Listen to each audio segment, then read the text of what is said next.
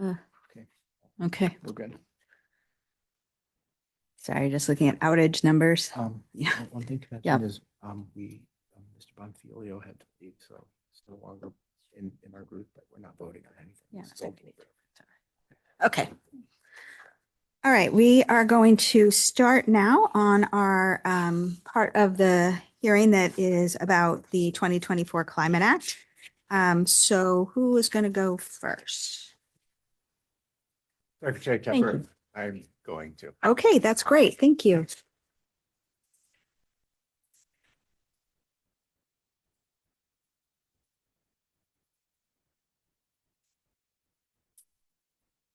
Good morning to the board.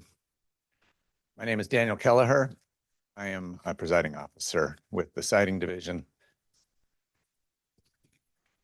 and I will be acting as presiding officer for this portion of the meeting.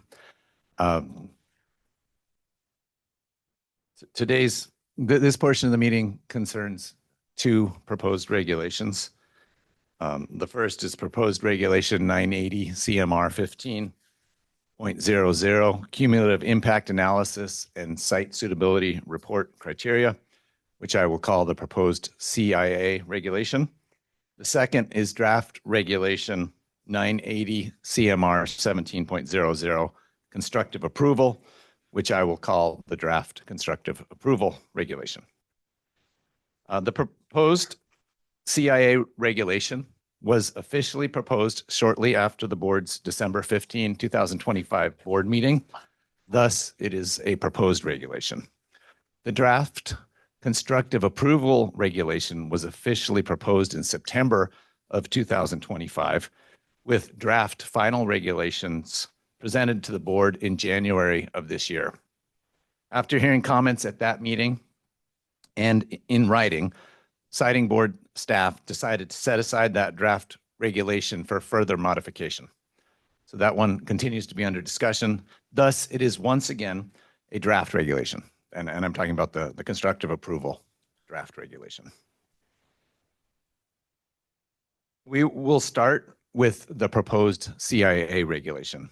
In presenting the proposed CIA regulation, I am joined by Maria Blenpower, Undersecretary of the Office of Environmental Justice and Equity. I think she's on Zoom. And I'm also joined by Undersecretary Michael Judge of the Executive Office of Energy and Environmental Affairs, who is with us in the room. Joan Foster Evans, General Counsel of the Siting Board. Timothy Riley, a Senior Analyst with the Siting Division. The comment period on the proposed CIA regulation closed on February 13, 2026. OEJE and EEA issued guidance documents that informed the proposed CIA regulation. The public had an opportunity to comment upon these guidance documents as well. Together, during this meeting, my colleagues and I will summarize the comments, evaluate those comments, and recommend revisions to the guidance documents and the proposed CIA regulation, if any, based on those comments. This chart shows the timeline for the next steps in promulgating the CIA regulation. We remain on a tight schedule to ensure publication of the final regulation by early May. Such final regulation will apply to applications filed on or after July 1, 2026. We will publish the final regulation as soon in advance of July 1, 2026 as possible to give applicants who are filing on July 1, 2026 or soon thereafter as much notice as possible. To reach that target of filing the final regulation, publishing it in early May, the next several weeks will be demanding, beginning with redlining the proposed CIA regulation next week, providing opportunity for internal and external comment on the redlined version of the draft final regulation, and then holding another board meeting the week of April 21 to approve the draft final CIA regulation. The 2024 Climate Act requires the board to promulgate regulations regarding both cumulative impact analysis and site suitability. By statute, the board shall develop such regulations in accordance with guidance established by the Office of Environmental Justice and Equity. Similarly, the statute requires the board to establish standards for applying site suitability criteria developed by the Executive Office of Environmental Affairs. In short, the proposed regulation incorporates the proposed CIA regulation incorporates and relies upon the cumulative impact guidance created by OEJE and the site suitability criteria developed by EEA. Because their guidance and criteria underlie the board's proposed CIA regulation, we will have the two undersecretaries from each of those agencies present comments pertaining to their guidance and criteria first. We will start with Undersecretary Power, please. Good morning. Can you hear me? I don't think I can't see nods, but can you hear me? Yes, we can.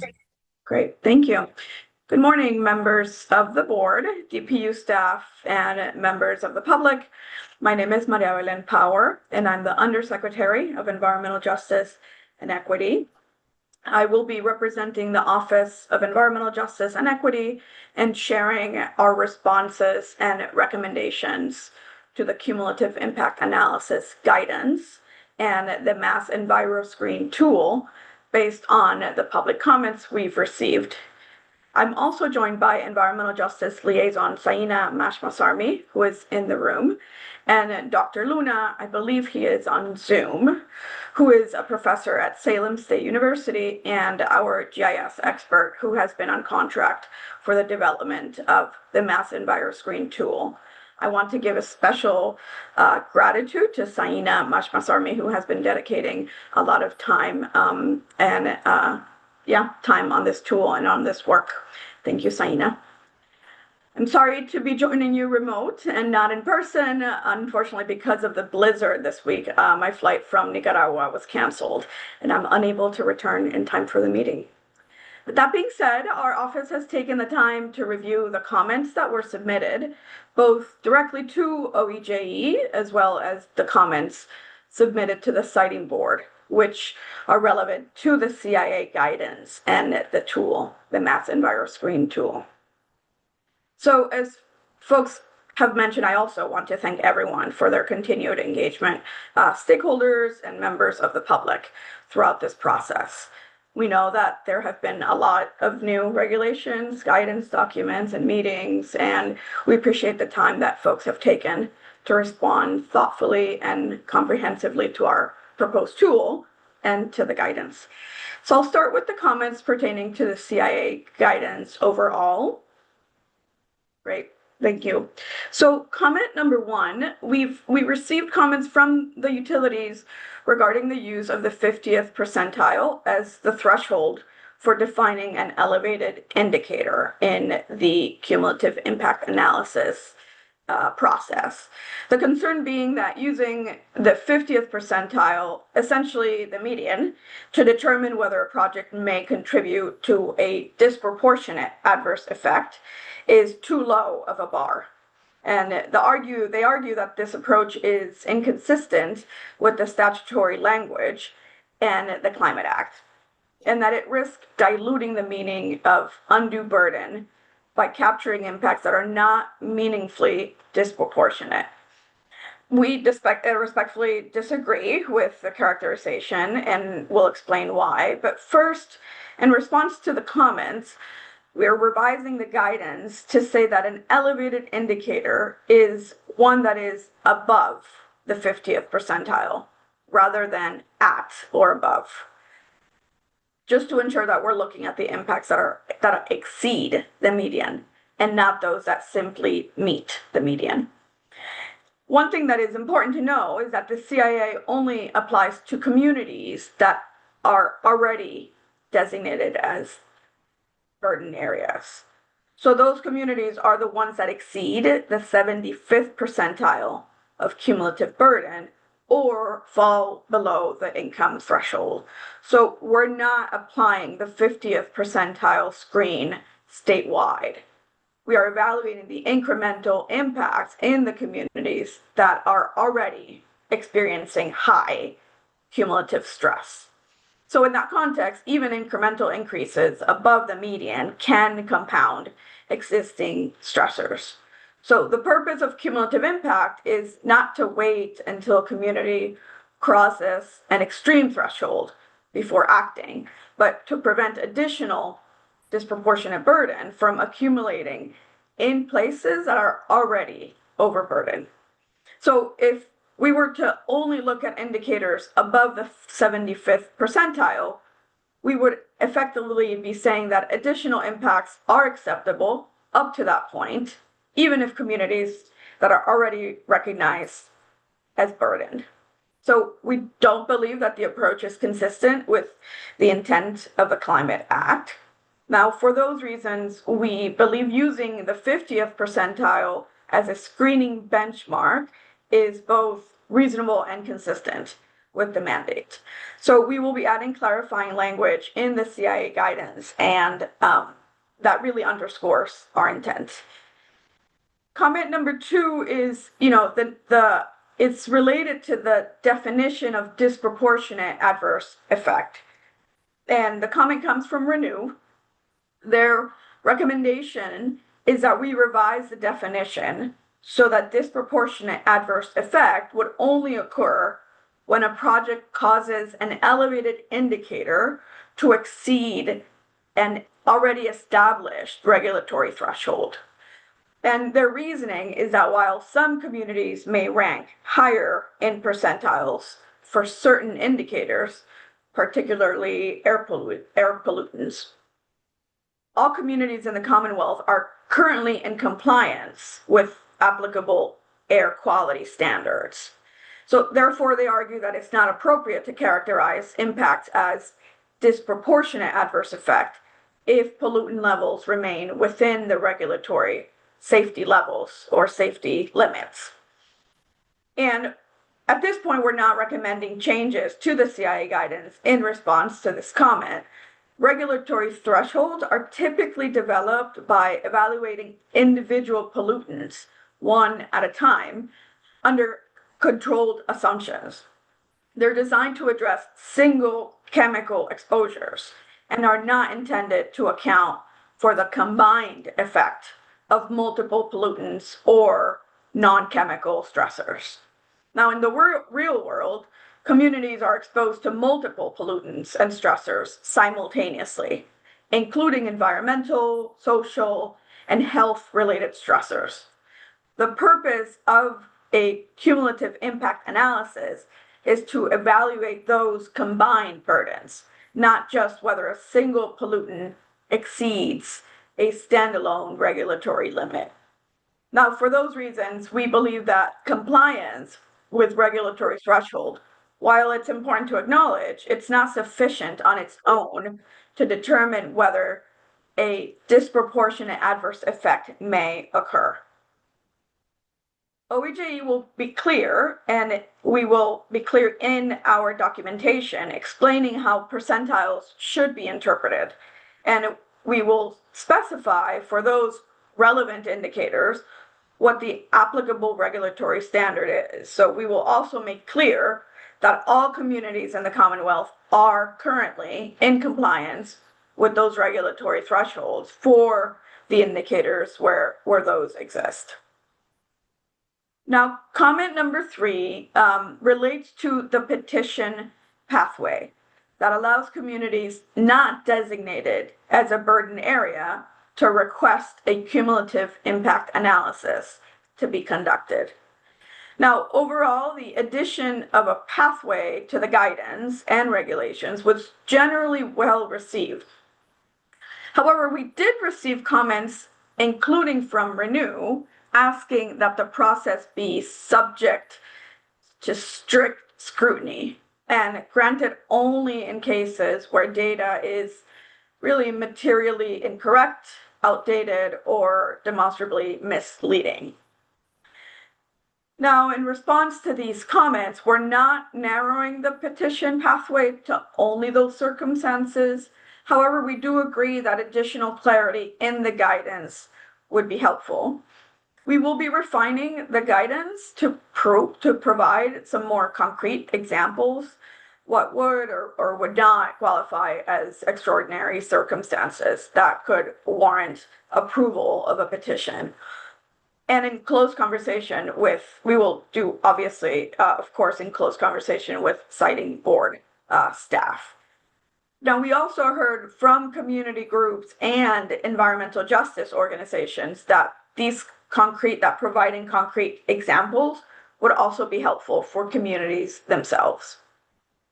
Now, the last comment on this slide is we received from multiple stakeholders, and it concerns the use of the Mass EnviroScreen tool to identify burden areas. And really, the comments express concern that the tool may not fully capture all burden areas, particularly in more rural communities. And they suggest that the tool should be expanded to include additional communities that are identified through community input.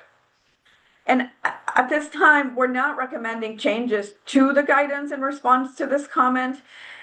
The petition process was created specifically to provide a pathway for communities that are not currently designated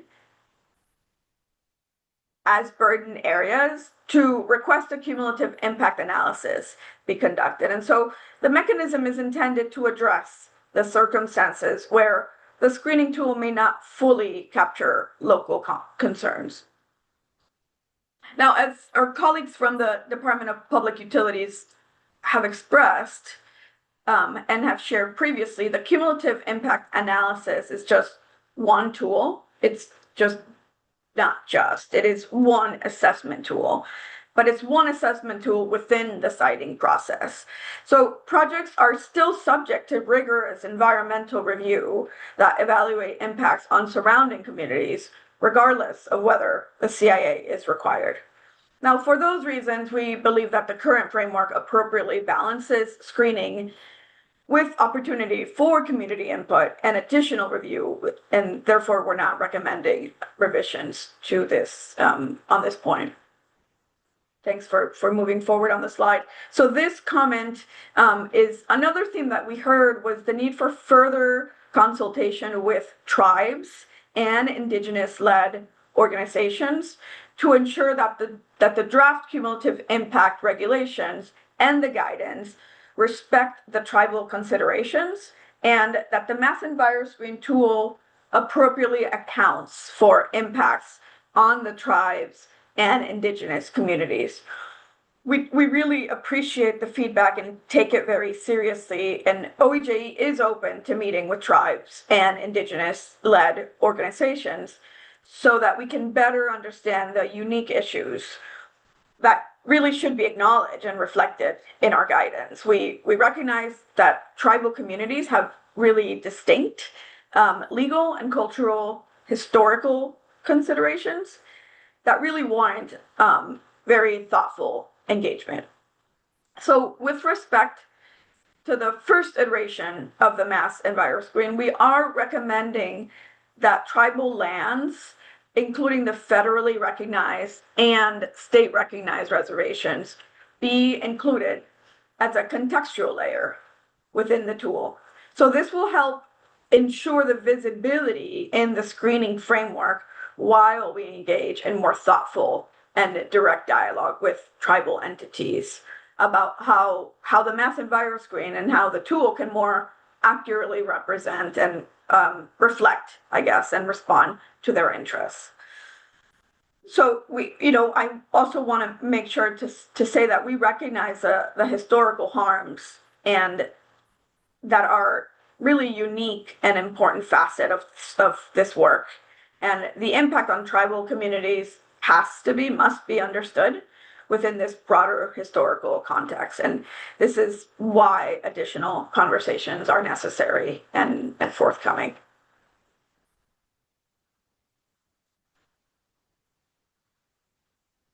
Thank you. So the slide focuses on comments specific to the tool, to the mass EnviroScreen and the methodology.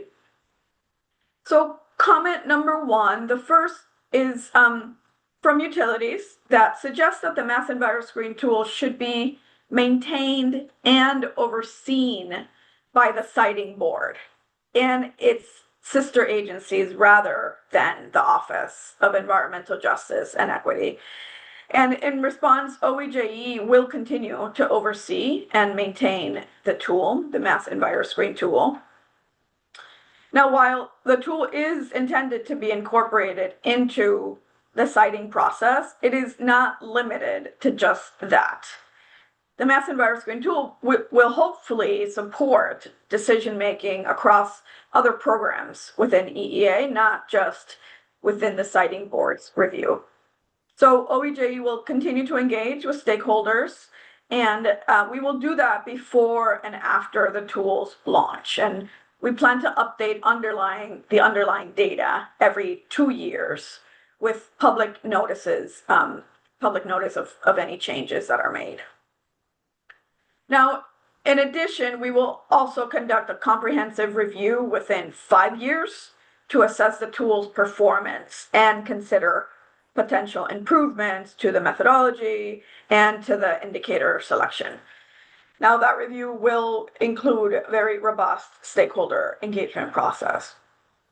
There will also be ongoing opportunities for feedback and engagement, which I'll describe in a little bit in more detail.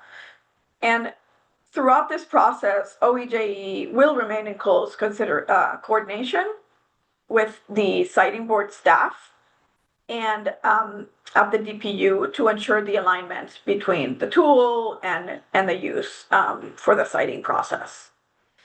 So while OEJE will retain the responsibility for maintaining and updating the tool, we're really committed to transparency, to stakeholder engagement, and close interagency coordination to ensure that it functions effectively within the siting framework. Now, comment number 2 comes from multiple commenters who express concerns that the mass EnviroScreen tool, and therefore the whole CIA process, does not adequately evaluate environmental burdens and impacts. And the concern is that by not including these factors, the tool may overlook certain environmental conditions that could matter to communities, particularly in regions such as Western Massachusetts and rural communities. Now, we understand the concern, but at this time, we're not recommending changes to the tool based on the comments.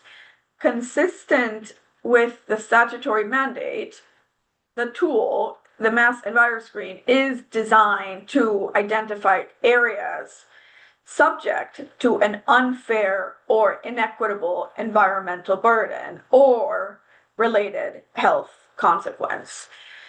The tool focuses on harmful environmental exposures and climate risk factors that are correlated with public health impacts. So its orientation is really people-centered to highlight whether environmental conditions are causing disproportionate risk to residents rather than focusing on the environmental characteristics. The CIA report requires applicants to describe how project impacts may affect elevated indicators within the community. So while some environmental factors like tree cover or water infrastructure are not captured as indicators within the tool, they can and should still be addressed in the CIA report when they are relevant to pollution and climate burden indicators, or also indicators related to public health. So we understand from comments that stakeholders are concerned about environmental conditions. Those concerns can still be explored through the CIA report and other EFSB review processes, ensuring that local context and potential harms are considered, even if they're not captured in the tool's indicators. Next, please. So the comments on this slide refer to the indicator-specific comments we received from utilities and their consultants. Comment number 1 raises a concern that data coverage for low birth weight and elevated lead levels is uneven across the state, which could make meaningful comparisons difficult and potentially bias the scores. OEJ does not recommend making any changes to the Mass EnviroScreen for these indicators. These were selected after consultation with the Department of Environmental Protection and Department of Public Health, because they really are vital health indicators that flag potential environmental health problems. So their inclusion was specifically recommended by the EPA, the federal EPA, in prior health guidance. So importantly, the scoring methodology for the Mass EnviroScreen accounts for missing data, and the revised technical documentation will provide detailed policies for how missing data is handled. The second comment noted that the drought indicator was originally calculated at the county scale and then downscaled to census block groups, resulting in little variation at the block group level. As part of OEJ's ongoing refinement to the tool, the drought indicator has been revised into a drought vulnerability index. The index, it replaces the US drought monitor data with Massachusetts specific drought declaration frequency and severity. And it uses a full 25 years of available drought data. Massachusetts' 7 drought regions were downscaled to census block groups to provide the same level of spatial precision.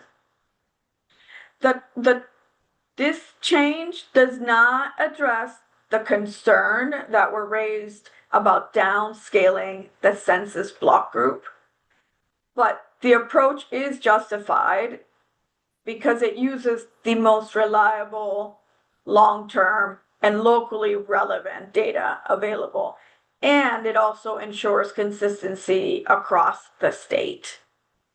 So the indicator still provides meaningful differentiation of drought risk at the community level, and it also supports the cumulative impact analysis in identifying vulnerable areas. Now, the third comment, it was noted that wildfire risk indicator used values which did not follow a linear scale and overstated the risk in areas with no hazard potential. So in our ongoing refinement of the tool, OEJE has recalculated the wildfire risk indicator and uses a continuous wildfire hazard potential values. So the revision better reflects the underlying data, more accurately maps wildfire risk across the state, and it improves the utility of the indicator. Next.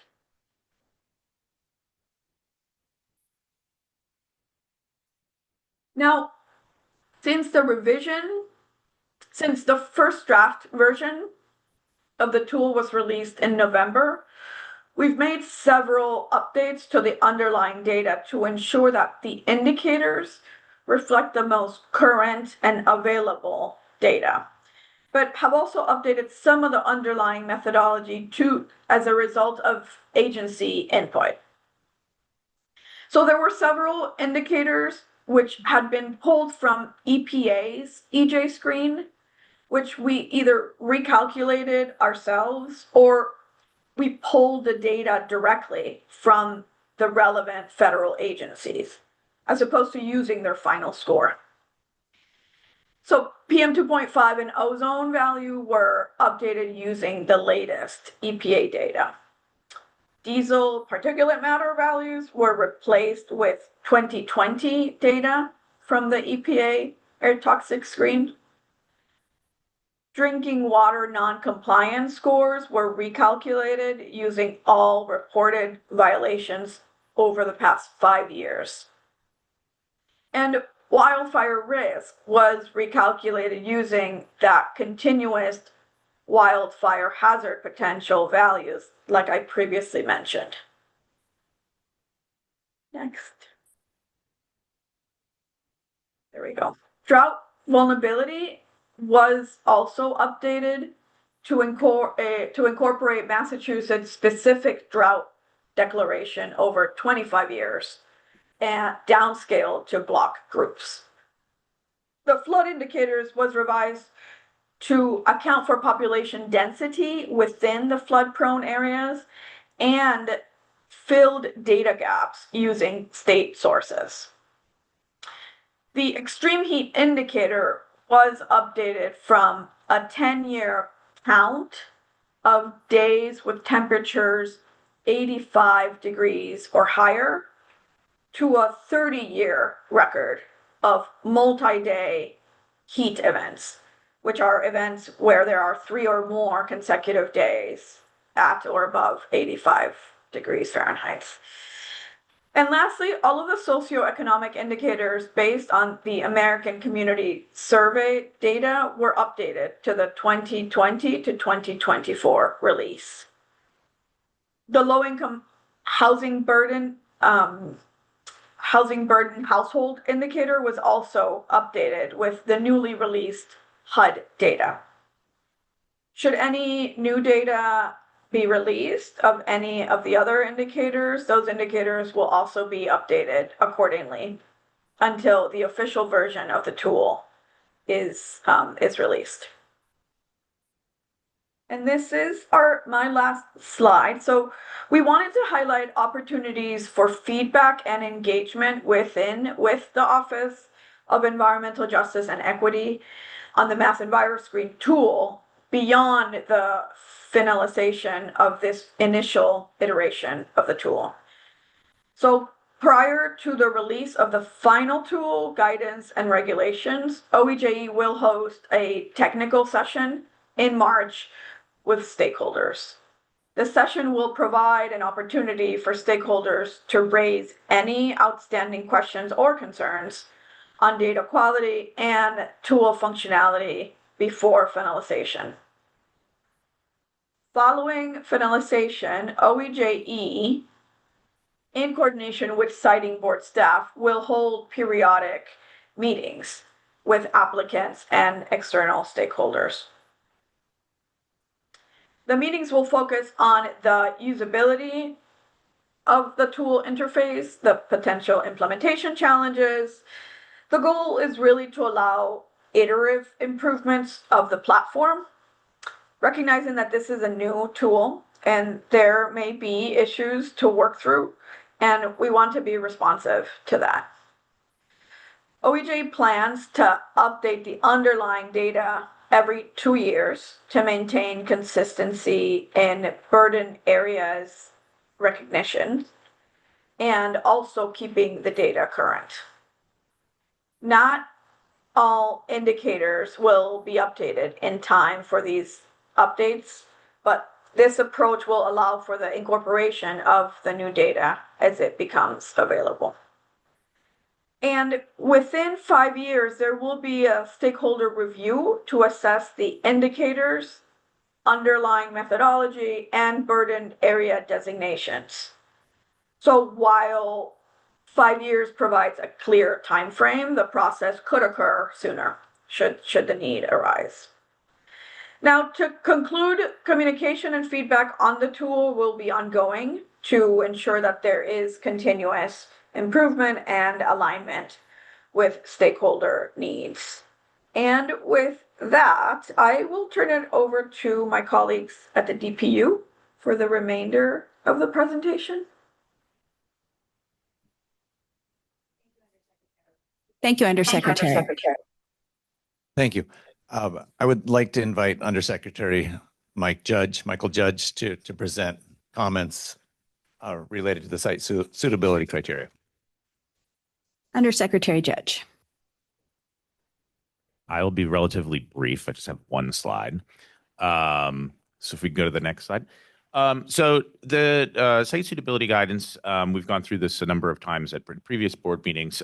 It's gone through now 3 rounds of public comment. And so in the latest round, we received another 12 sets of comments. And I think it'd be fair to say that they were more narrowly focused on a few issues. I think I'll just go through a few things that we changed. I think there's not too many major policy shifts that we're proposing in this final draft, final version of the guidance. But the biggest one is around climate change resilience. So the statute requires us to examine climate change resilience impacts of projects. But I will just be candid, it's a bit of a challenging area for us to measure because we don't have the same sort of data sets or mapping criteria to map some of these potential impacts. And what we've proposed doing is using the Climate Resilience Design Standards tool, or the RMAT tool, which the climate resilience team at EEA has developed. And that tool is very much focused on buildings and kind of evaluating the impact of buildings, and is maybe not as designed or tailored to be used for energy infrastructure. And so we've gotten a number of questions and pieces of feedback from industry around the use of this tool. But we've also received a lot of feedback from environmental stakeholders and folks at the municipal level around looking at other climate resilience impacts that we don't yet have a great way of evaluating. So where we're proposing to land on this is we're going to continue using the Climate Resilience Design Standards tool, but we're going to lower some of the score impacts for the time being on climate resilience in recognition that we still have some work to do in this area. And I will also note that the climate resilience team at EA is aware of some of the things that need to be updated with this tool, and they are actually working on developing some more standards and mapping criteria to evaluate energy infrastructure, and they plan to have that done by the end of this year. So we plan to come back to this issue and kind of revisit it through a public process where we engage with stakeholders with these new data sets and data layers that we're developing. But in the meantime, are changing the scoring rubric a little bit for the climate resilience design standards piece of the site suitability criteria. Another area where we got some feedback is in the social benefits and social and environmental benefits category. So this category it allows for projects and municipalities through mutual agreement to agree to a series of benefits that the project will provide, and in doing so, reduce their social and environmental burden score by 0.5 point per each measure that is adopted.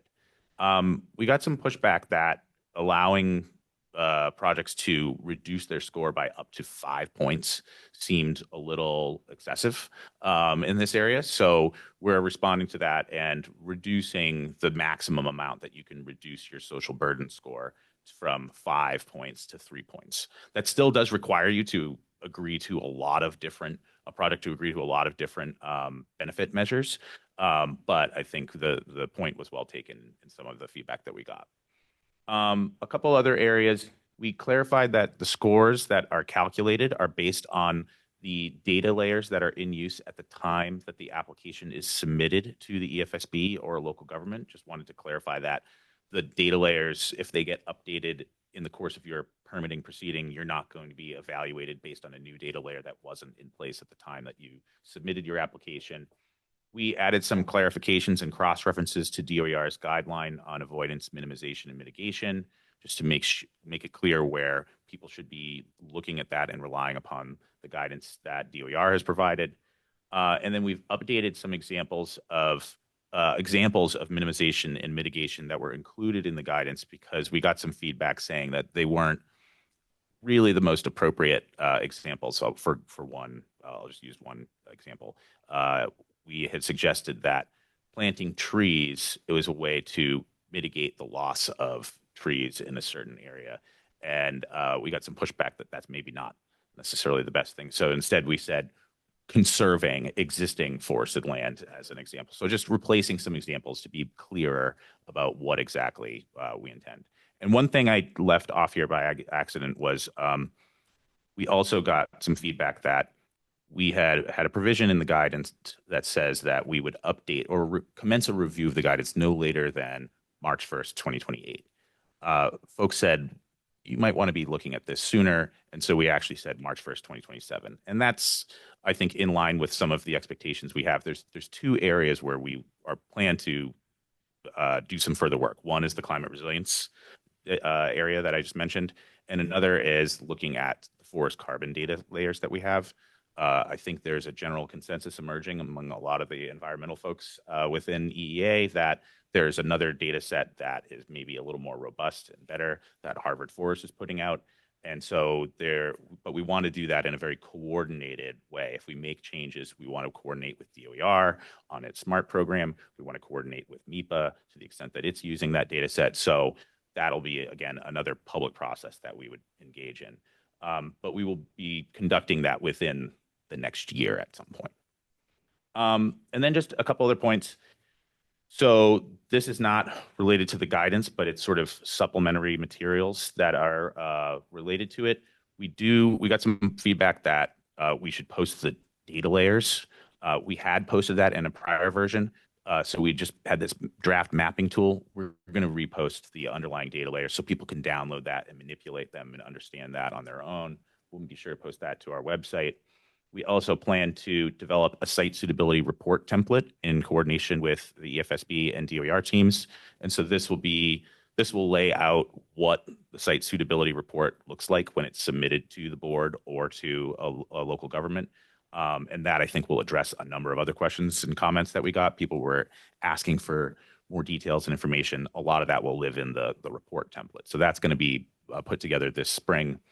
And then lastly, on the mapping tool, we've made some significant progress on this. I don't know if people have seen it, but what we put out with the latest drafts allows applicants or anyone, any member of the public, to draw an outline on the map and of a project site footprint, and it will calculate the average scores and give people a sense of what that is on the spot. Like, it's an instantaneous calculation. You can also incorporate or pull in data, a GIS layer, and have a site footprint that's already been pre-identified.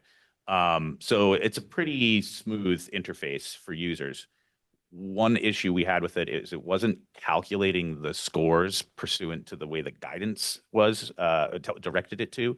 So it required a little more logic to build in. And so we've been working with EEA's GIS team, and they've been great on that. But it's not going to be fully functional by Monday. We plan to have it ready in the next month or two. We just have a little more work to do. So we'll post that as a draft mapping tool, be very clear that this is not final. We're still fine tuning it, but well in advance of the time where anyone is going to be submitting an application, we intend to have a fully functional mapping tool that will automatically calculate the scores for most of the criteria specific categories. So that's a summary of the changes we're proposing. We expect this guidance to be posted in its final form on Monday, and happy to answer any questions if you have any. Okay. Yep. That's fine. Thank you, Undersecretary. So this is not the first time we've been before you presenting comments. And again, on this round, the comments have been extensive. So Mr. Riley will largely be presenting the comments that haven't already been addressed, by either the undersecretaries. And the comments were far-ranging, related to a number of topics, including, the definitions, assessment thresholds, the CIA report template, and the role of site suitability within the proposed CIA regulation. I invite Mr. Riley to present the comments.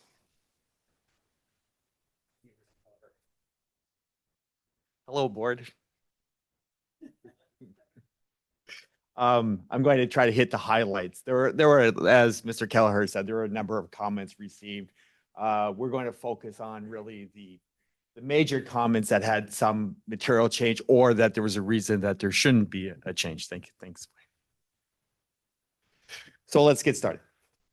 The first comment, and some of this has overlap with some of the comments received by EEA as well as OEJE. So if there's a little redundancy, it's only to add a little extra color and timbre to why we're doing what we're proposing. The first one was that CIA as a tool doesn't really take into account natural resources. It focuses on people, it focuses on public health, social economics, some climate change, but it doesn't really focus on the environment itself. And the story goes further that, well, the statute talks about environmental protection, the environment, so why shouldn't this? And so we are not suggesting any change at this point. And the reason that we're not suggesting any change, in addition to what OEJE said, Undersecretary Power said, is that the board has a statutory mandate to separate, basically to address environmental issues through environmental analysis. And really the combination of CIA, because CIA does have some environmental aspects for sure, site suitability, as well as the environmental analysis that's conducted as part of every project, really addresses the environmental components of an analysis of a project's impacts. So we're not recommending any actions. The next one had to do with a number of changes to the specific geographical area. And as a reminder, the specific geographical area is that buffer, that boundary around the project perimeter. And so one was, hey, you only have certain technologies in there. And so what about when there's technologies that aren't listed? What do you do then? And so the idea was a comment about a catch-all, kind of, well, if it's not listed, then it's under this one. And we're also not recommending any action here because actually other provisions already address that. For example, for legacy, fossil fuel generating facilities, if it requires an air permit, then 5 miles is the buffer, the specific geographic area. If it doesn't require an air permit, then 2 miles is the buffer. And if it's a clean energy, for example, T&D facility, then 1/3 of a mile is suggested. So there's in different parts of the law covers these situations. Another SGA change was to increase half-mile SGA for natural gas pipelines. Having worked on major explosions of natural gas pipelines, I thought that was a very good idea. And so it's expanding to 1 mile. Another was to decrease the buffer area, this SGA, for a battery facility from 1 mile down to a 1/2 mile. Because of potentials, incidents that could happen and sensitivities in the population, we suggest keeping that at 1 mile for right now. So we're not suggesting any change there. The next one also was brought up by Undersecretary Power was petitions for burdened areas. The idea that basically if your area isn't a burdened area, you can petition. And we also do not suggest a change there either, but for the reason that it's not contrary. Well, one comment, first of all, from the EDCs was that allowing the petitions for non-burdened areas is unnecessary and contrary to the language of the statute. Our position is that is not contrary to the language in the intent of the statute. And in fact, it facilitates and increases meaningful community engagement. So we really think that the community should have a voice in this and should be able to do that. But then there's also the concern that the petitions for non-burden areas can be used as a delay mechanism. And there's, in other words, they're concerned that you're going to weaponize this process to delay a project. And we suggest that that the director will only grant a petition only in extraordinary circumstances, and that we can emphasize in the tentative decision for the final regulation the high bar set for that. And in fact, we have a specific recommendation, and it's written there on the slide, but basically to amend that portion of the law that says if the director grants the request, the applicant shall conduct the CIA assessment and file its revised CIA report as a supplemental exhibit within 60 calendar days. The presiding officer shall issue any notice of completeness determination subject to receipt of the required supplemental exhibit, if any, within the notice to remain effective as long as the supplement exhibit is timely received, i.e. within 60 days. What does that mean? It means, I thought this was a great idea, that basically this doesn't have to delay the project. As long as the supplement comes in a timely way, the process can proceed. I thought that was a lovely idea. Claire came up with that. I thought that was just a great idea. The next one is project changes. And the concern is that by the EDCs, the electrical distribution companies, is that the language of the statute requiring project change filing should be removed. So they're worried that, anytime you're going to change a project, you're going to require a CIA.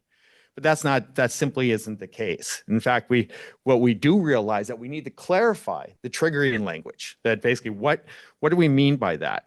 And that is that, in other words, the change is big enough that in and of itself, it would qualify as a facility. Or for a 25, for example, 25 megawatt addition to a generating facility, or a clean energy infrastructure facility, such as the additional line that by itself would meet the definition of a large clean transmission distribution facility. In other words, if you're going to make a change that is that large, that would itself require a permit, then that should require a CIA. And we also, another comment was basically mitigation in community benefit plans. This has to do with the community benefit plans and the agreements, that mitigation measures provided must have a direct nexus to project impacts. And that the board regulations do not mandate these, and the board does not prescribe their content. But they could, but because we don't mandate them, and the board wouldn't have content requirements, it could still provide useful mitigation. The board may impose additional conditions if there isn't a CBA or CBP, though. So we don't really recommend an action for that. And that another comment regarding this is that from the Conservation Law Foundation is that EEA should explicitly clarify the social and environmental benefits are distinct from mitigation. And this gets into the whole issue of what is a benefit, and it's defined in the law. And I think that is a real question. And currently, for example, in the regulation, a benefit is, a benefit incorporated in community benefit is not required to have a geographic, economic, public health, or scientific nexus to the project impact. That's at 1502 subsection 1. So the question is, should that line be in the law or not? That's a real question. And it's a big question. It should a benefit have a nexus to the impacts or not? And I think we're looking to the board maybe to have some input on that specific issue.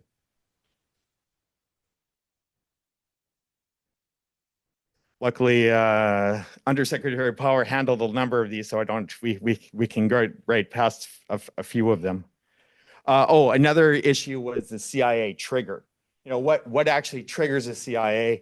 Some commenters basically said, well, you mean if it just intersects just a thumbnail that we have to do a whole CIA? That doesn't seem right. So we also, though, do not suggest any changes to some de minimis aerial overlap. And that's because the applicant can explain the limited functional relevance of the CIA based on the scale or duration of the overlap. In other words, if it really is a thumbnail overlap, they can say it's barely anything. It's 50 square feet.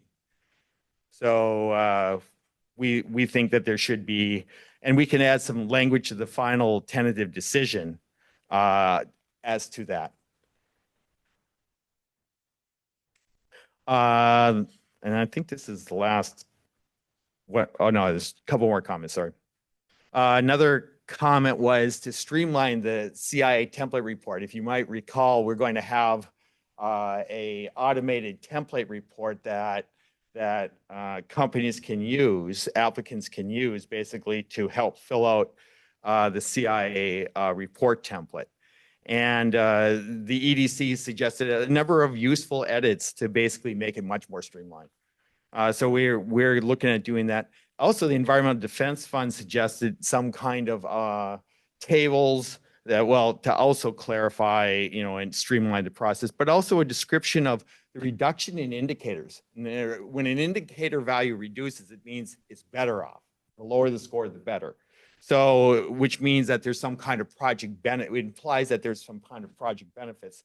So both the EDCs as well as Environmental Defense Fund said you really should have some section about benefits in this thing. And so we're looking at adding that as well.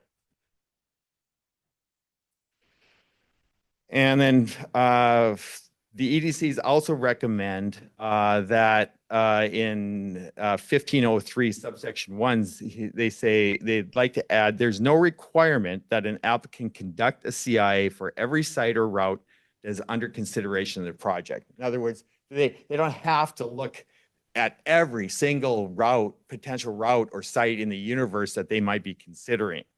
That said, and we actually agree with that, and we propose to add that sentence. But we also recommend maybe language in the TD that encourages applicants to use mass EnviroScreen to assess indicators and look at potential impacts to help with their selection of routes and sites. So they don't have to, we would encourage it.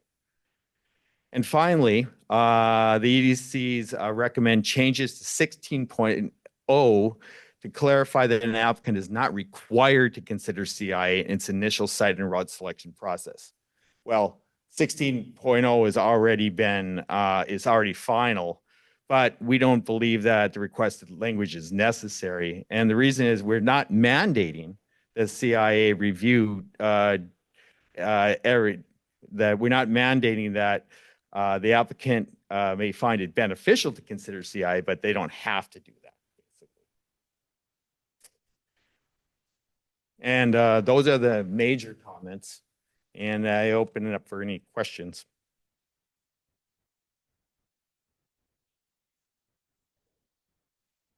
So we've heard from 3 presentations. How does the board want to go through this? Do you want to do them one at a time for questions, or should we just ask questions? If you have any.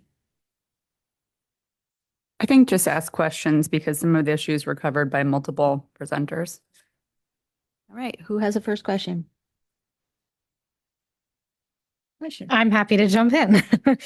This question is actually directed to Undersecretary Power. I really appreciate the detailed updates on Mass EnviroScreen. I was hoping that because you went over some changes, that you could talk about the % of census block groups that were burdened areas under sort of the draft that went out for public comment, and how does that compare to the changes incorporated in the version you talked about today, result in the % of burdened areas. Is there a change there? Dana can correct me if I'm wrong, but I believe the change, and Dr. Luna is on the call, but I believe the change is from 34.5% to 34.6%. So it was a change of 0.1%. Excellent. Thank you. So that's a very slight increase. And can you just talk about if there's any increase or decrease for the rural communities? think there's we can share a map, although I don't know if we have it accessible. There's a difference between the geography, the land that changed versus the land that has population that changed. I don't know, Saina, I'm sorry to put you on the spot. I don't know if you have that those maps. Or the difference, I guess, between the change in rural communities. So I don't have the maps readily available, but I can share that between the version of the map or the draft and mass and virus screen map that was released in November 2025 and this most recently updated map, we have gone from, as the undersecretary mentioned, 34.5% of census block groups being considered burden areas to 34.6%. And what that looks like in rural communities as defined by the State Office of Rural Health. We've got an increase of, or I should say that there have been 7 additional areas in rural communities that are now considered burden areas on this most recent iteration of the massive virus screen tool. Thank you very much, Undersecretary Power. Yep. And that's census block groups, Saina? Census block groups. Thank you very much, Saina, as well. That's great. So I know we've heard a lot of comments from rural communities, so I think these changes address some of those comments that we have heard, which is great. I have more questions, but that was my only question on this topic. If others want to jump in.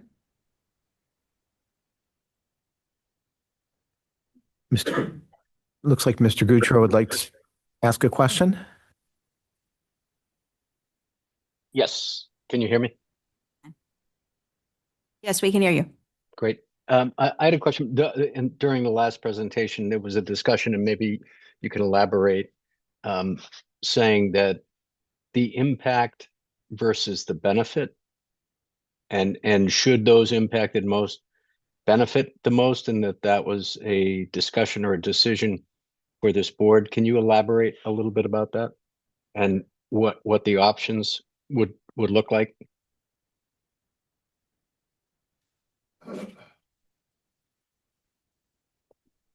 Did I hear you right? I think you're referring to Mr. Riley's presentation, correct, Mr. Goutreau? Correct. Are you clear, Mr. Riley, of what he's asking? You can. I'm sorry. I think that the question that we were asking the board to consider was how benefits should be defined, and should in fact benefits be tied to a nexus to the project impacts or not. Certainly mitigation generally is. Mitigation specifically is there's a problem they can't avoid or minimize, so they mitigate something to address that. Benefits may be a different ball of wax. And I think right now the question is, do we tie benefits to impacts? Benefits are usually listed in, for example, a CBA or a CBP. So can you talk to us a little bit about the implications of going one way versus the other way? Sure. When we have a project in front of us, there may be some impact, for example, to groundwater, and maybe there's noise, for example, and maybe those can't be minimized or avoided or minimized. So there's probably going to be some mitigation for noise and water. But the town may be very unhappy about that, or various groups within the town might be very unhappy about that. And they may want something else to basically compensate for the losses. And that it could be, it could be some training for the fire department or some other aspect to help the community. And so that is the issue that usually applicants have when they're, for example, negotiating CBAs or CBPs. Do we only have linkages to the impacts, or do we add other aspects to it for the benefit of the community that really is not in any way impacting noise or groundwater impacts? And so right now, the law is, or the draft regulation, the proposal definition has basically says that the benefits are not tethered to impacts. And we're trying to decide, is that appropriate? And we thought it would be nice for the board to weigh in on that. Mr. Grucho, do you have further questions? Go ahead. I did. I just wanted to give an observation and a perspective on that. And without getting too specific, it's based on my experience at the federal level, where there was, let's say there was an enforcement action taken, and there was kind of a negotiated settlement. And as part of it, there was what was known as a supplemental environmental project, which is mitigation. And the mitigation, while well-intended, benefited a neighboring community. And so I remember distinctly because I went to the meeting. So the mayor of the host community where the hazardous waste violation took place and the congressman that represented both towns were outraged that the benefit went to a neighboring community that had zero impact from what transpired. So my 14 years as well as a city councilor, my feeling is that a disproportionate amount of benefit should go to those in closest proximity to what's happening. And I don't know how we as a board would say that or how it would be woven into it, but it's just based on my experience that was troubling to me, that what transpired, there needed to be better guardrails, that it was the road to good intention, but it didn't work out well. It was troubling. So I just pose that maybe other members of the board have creative ways to contemplate that or have a different perspective than I, but I just wanted to flag that. Thank you, Mr. Grucho. I think that's really helpful. I think that there's, and maybe Ms. Evans can talk about this, that, there is a legal element to the mitigation piece. And I think there's a difference between mitigation and benefits and how they're going to be used in this circumstance. So your ideas, Mr. Grucho, I think are absolutely right on the mitigation front. And I think it might even be legally required to have a nexus. I'm not sure. But I don't understand, I guess, what the difference is in the real world of when would we be talking about benefits versus mitigation? So I think it's correct that there is a legal requirement for the mitigation that we impose as a mandatory matter, that it has a nexus to the project impacts. I think there would be some good arguments if we did not tie the mitigation that we require as an agency to project impacts. And the regulations do say that. They say mitigation must have a project nexus to project impacts. I think the broader question here, though, is there's also some language in the regulations that talk about benefits, and including language that ties benefits to community benefit agreements and community benefit plans.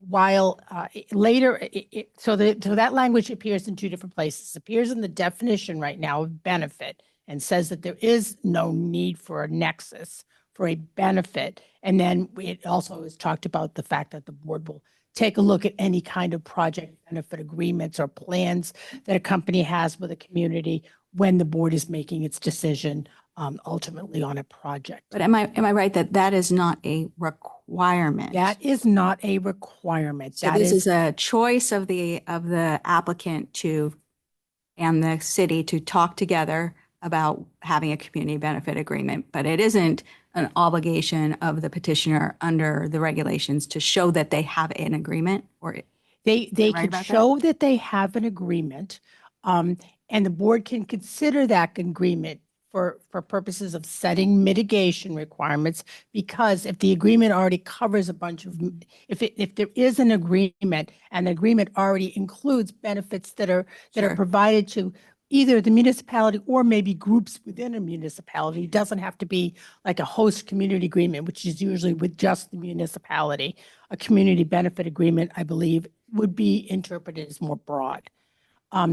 If the applicant does have a community benefit agreement and presents it to the board and said, hey, we already provided these benefits to a community, the board might choose not to impose quite as many mitigation type conditions on the applicant. Whereas if the applicant has not provided any additional benefits to the community, the board might look and say, well, I think the applicant needs to provide some additional mitigation here. Again, we've made it clear that the CBP and the CBAs are not required by the board for an applicant. I think some of the besides that point, some of the confusion also is we have this long definition of benefits at the beginning of the in the beginning of the proposed regulations, and at the end of that long list of benefits, it does talk about a benefit itself does not require a nexus. I would argue that we could take that particular sentence out of the definition, although I think some might not agree with me, but I propose that we could take that sentence out of the definition. That sentence that says that a benefit doesn't have to have the nexus, to take away a little bit of the confusion here. I think the definition of benefit would not suffer from removing that sentence.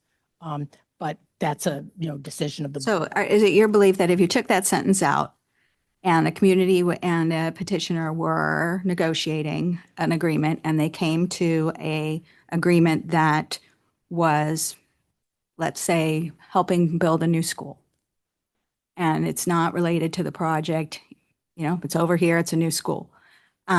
If you take that sentence out and you have the definition without it, would that be okay? I think it would be okay because I think it would be okay. I think later in the regulation, we are explicit how the board would use whether or not there is a CBA or CBP, how the board would consider that in the decision making. So yes, I think taking The that sentence out board be would fine. still have to, the board, when it was thinking about things, would be looking at things that were, in terms of weighing, they'd be looking at things that were relevant to the project, related to the project. They would. But Yes. that doesn't mean that there couldn't be, you tell me if I'm wrong, I'm just trying to understand it. That doesn't mean that a town and a petitioner couldn't have an agreement where they provide some money for a school. Absolutely. That happens under our current rules, right? We do have projects that have had community benefit agreements, and we've had a number of projects that have had host community agreements. We've been very explicit in our decisions in the past to say, we will look at this and look whether there are certain types of mitigation promises made by an applicant that are relevant to the project, and we would recognize them in our decision. But we also include explicit language to say that we do not approve a benefit agreement that's outside of the project, and we will not enforce that agreement. That is a separate private agreement, which actually allows the parties flexibility to negotiate a new school bus or fire engine, or, extra training for people in their town, or gives the flexibility for the parties to negotiate that which is of most value to them. It strikes me. So sorry, I didn't mean to interrupt you, but so you think that sentence is superfluous? I personally think we don't need that sentence. I think it has caused some folks some angina, that particular sentence with the no nexus language. I think it would not harm the regulation to take that sentence out. And that's correct. And when you look at the concern that Mr. Goudreau has with respect to a mitigation agreement going to sort of people who aren't involved in the process, that wouldn't be the situation here, because any mitigation that the siting board would do would have to have a nexus. That's correct. The only thing my understanding is that because an agreement, either a host community agreement or a broader agreement with the community at large, there will be a counterparty to that is the community so that the scenario that Mr. Gutro articulates, where an adjacent community benefits more than the host community, there's a guard against that because that host community is at the table and is negotiating with that flexibility. If the host community agreement is with the host community, then they are the ones that approved the benefits going to the other Right. town. It's within a community's purview to negotiate an agreement that's outside of our regulations to include whatever they wish to negotiate. And the board can take that into account when it is, outlining the mitigation measures that have a nexus to the project at its discretion. I think, yes, it is appropriate for the board to take that into account. Okay. Mr. Gutro, I think, had a comment. Yeah, I did. So just so I understand it, and I appreciate all of this discussion. It's very helpful to me. So it seems to me that, and it depends on what we call them, but one is mitigation, one's a community benefit agreement. And, a community benefit agreement seems to me to be something negotiated on behalf of the community. And I think Secretary Tepper mentioned, maybe it's money for school or some kind of other community-based project that isn't directly impacted, but that we still, as a board, retain the right to negotiate mitigation. Could be on many of the issues that Commissioner Heipel mentioned. It could be around noise, or it could be around traffic, or it could be around whatever the case may be, stormwater. So we still reserve the right around mitigation to condition, but which is separate from a host agreement that may or may not touch mitigation of the project. Is that accurate? And if that's accurate, yeah, that makes me happy. That is accurate. And I would say that the board doesn't really negotiate mitigation. The board would consider the mitigation proposed by the applicant and if necessary, propose or impose additional mitigation if the board felt that the project impacts were not fully mitigated. Right. Thank I just you. add a little bit of a thank you, Mr. Gutro. I just had a little bit of a clarification, and I know it's a picky thing, but in my view, in reviewing mitigation measures, the siting board would not take into account things that are in the community benefit agreement. When making a decision, for instance, about doing mitigation with respect to noise, we would not take into account something that's in a community benefit agreement that is not related to the project. I think that's I correct. couldn't say, you know what, I don't want to do a noise mitigation because they gave money for a school like that, right? What I'm saying is we always have to have a nexus on our mitigation. So whether they do something else over here that isn't related to that is not something we would be weighing when we're deciding whether to do mitigation. I think that's correct. But if the applicant agreed to, let's say, Right, they can agree to whatever they want to agree. But when we're trying to figure something out, right, what I'm trying to say is that we had to be careful about what we consider when we are trying to determine what to mitigate. And what I'm saying is that part of that calculation should not be whether they're paying for school or not. But it might be whether or not they've agreed to some additional noise barriers. That's right. That's exactly what I'm that saying. type of What we thing. would be looking at is the stuff that has a nexus. I think that's correct. Can I jump in here? So I would just say, in terms of the definition of benefit, which is quite long, there's two sentences at the end that I think are relevant here that actually illustrate, I think, the point that we've just been debating. So the penultimate sentence of that long definition talks about projects that are impacts that are related to the project. So it says, for the board to consider benefits as project related for CIA purposes, such benefit must have a geographic, economic, public health, or scientific nexus to areas of overlap between burdened areas and a project's SGA. So I think that point gets at Mr. Gutro's point and several points that we've been debating. So I think that's good, and I would prefer to keep that.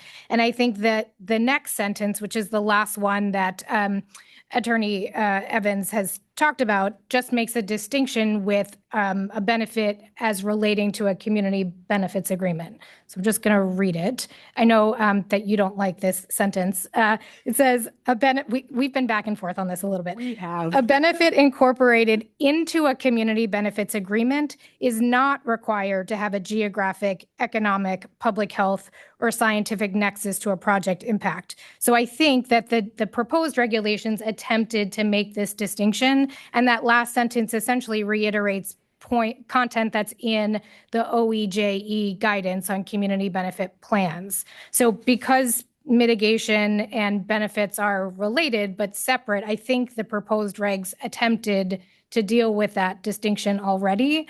And so I would argue that I think it's helpful to keep both of those sentences together. I'm sorry if I'm losing people. I don't mean to be doing that. But I actually think that the language already contemplates that. And then later in the regulations, the section 980 CMR 15.11 sort of further illustrates that. So I just want to be careful. I don't want to miss this distinction. And if we need to add further language to further illustrate, I think that's great. But I want to be careful how we handle this because it's related but distinct. Here's my concern, and now I'll really lose everybody. Here's my concern about that one sentence. I feel like if we put it in the regulations, our regulations, then we are having something to say about what is happening in a community benefits agreement and what they can and cannot agree to. And we're saying, granted, we're saying you can agree to anything, but I don't think we should be regulating that in a regulation. Because what we don't want to, I guess I'm being really picky, but having us sort of take ownership over that by talking about it in our regulations, I think goes to the later point that I had, that I don't think we should be considering that in what we are talking about here. Thanks, Secretary. I agree with you that we don't want to be looking like we're mandating a community benefits agreement because we're not, and the statute doesn't direct that. I guess I just want to be careful that we do talk about community benefits agreements later on in 15.11. So I just want to figure out how to make this distinction that is aligned with the Office of Environmental Justice and Equity guidance. So maybe we don't have the perfect language yet, but I just want to be careful that we don't lose out on that distinction. If it's in the guidance and not in the reg, does that fix it? Because we're saying there does not need to be a direct nexus for a benefit, but we're not saying it in a reg in a way that looks like we're prescribing a community benefits agreement. I will say the guidance really is more on CBAs and CBPs. I think the guidance is really the more controlling document here because there's not a requirement for that in our regs or in the act. Therefore, having that language in the guidance, I think is fine that OEJE has done. I don't think there's a problem with the board having that language in the guidance. It's just having it tying it to directly or even by implication to the regs, I think is a distinction I'm a little concerned about. Undersecretary Power. Yeah, just a couple things. I think it sounds, maybe this is a question, would the example of the school, right, including funding for a new school in a community benefit agreement, would not be possible if we're not saying that a benefit within a CBA does not have to have a nexus.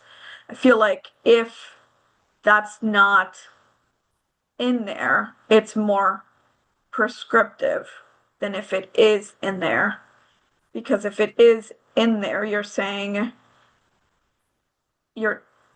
I guess my interpretation is that you're not saying what needs to be in the agreement. You're saying it doesn't have to have a nexus. So the universe is broader of what could be in there and versus what has to be in there. I would say that I think we're all agreeing substantively that a community benefit agreement can include things that are not related or have a direct nexus to issues with respect to the project. I think everybody agrees with that. I think the question is, what's the best way to talk about that? And my view is that is the default. The default is you can have an agreement with two parties can have an agreement about something where they don't have to talk about the project, right? They can that's you're allowed to do that. The only thing that makes you not allowed to do that would be if there was something about the board affecting the way the board thought about it, right? So to me, if you don't have it in the regulations, it just means that the baseline applies and people can do whatever they want in their agreements. And I think that the OEJE guidance does say that, gives lots of examples of types of things that could go in a community benefit agreement that are not project impact related.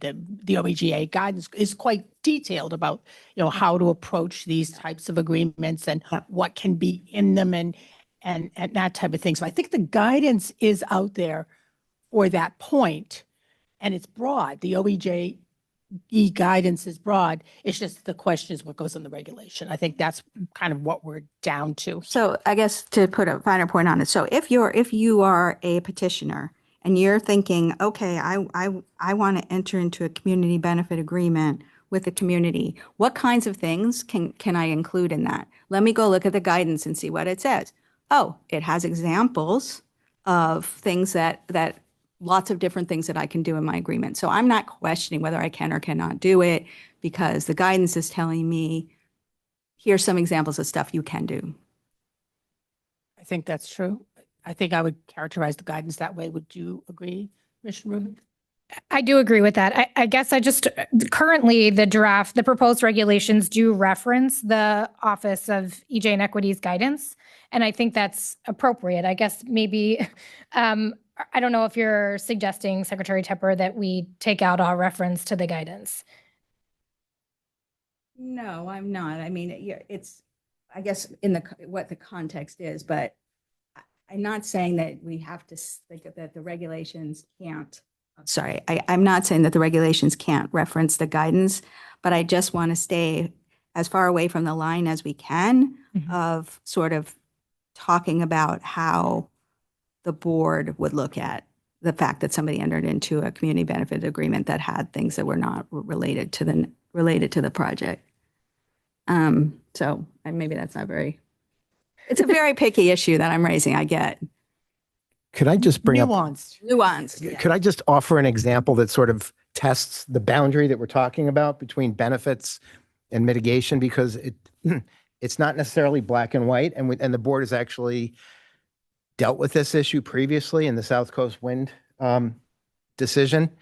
So think of a developer who needs a lot of labor to build a project, and as part of their approach, they want to train workers in the community, actually recruit and hire people from the community, infuse money and economic development opportunity into the community.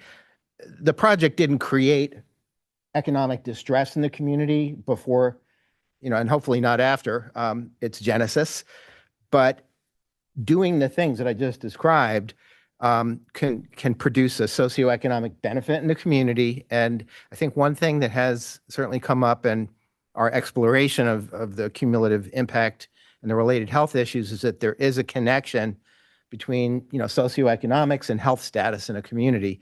This is probably why we have an income-driven criteria for why we would even define a community as being a burdened area as a standalone issue, because it is linked to these health and other kind of burden concepts. So, I'm offering this example, and this was dealt with in South Coast Wind because it might be seen as not mitigation.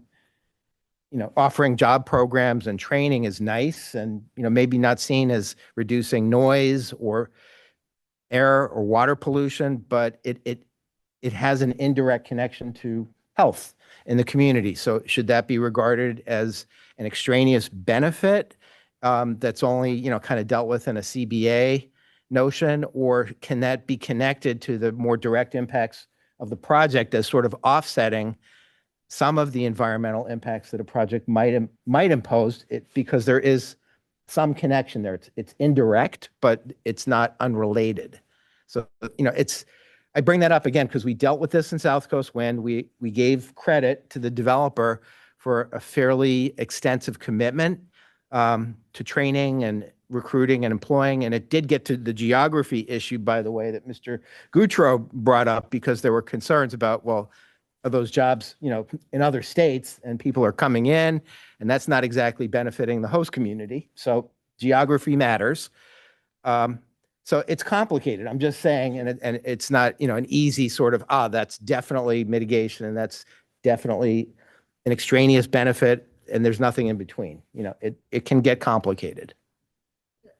Well, there's nothing that we're talking about that would prevent the board from struggling with that issue. Right. Absolutely. And make a call. So it seems like what's on the table is eliminating that last sentence in the definition of benefit, and the penultimate sentence in that definition makes clear that the board can only consider those benefits that have a nexus to the project. So I think that's what we'll ultimately be deciding on next meeting. That's correct. We'll have Thank this you for moving discussion us again. along. Appreciate it. You got the lawyers all in a tiz over here. I guess, A lot can of I, lawyers on that We're bench. missing being real lawyers. can I just make one request, since we are only deliberating and not voting today, which is to ask that staff go back and just think about if there's, what are sort of the pros and cons of referencing the Office of Environmental Justice and Equity guidance document, and whether to sort of clarify this distinction about a benefit in a CBA as distinct from this other piece. Because I actually think we're aligned. It's just about how to best write the language. Good. Thank you. Thank you. Thank you. All right, let's move on to next questions. Oh, of course we can. Do you want to take a lunch break right now? You want to do a lunch break? May I suggest that we've got probably another hour to go at least. So perhaps we want to take a lunch break now. We won't be able to take a short break and finish up in a few Yep, minutes. fair enough. Okay. All right. Why don't we take a lunch break till 1 o'clock. Thank you. We're off the record.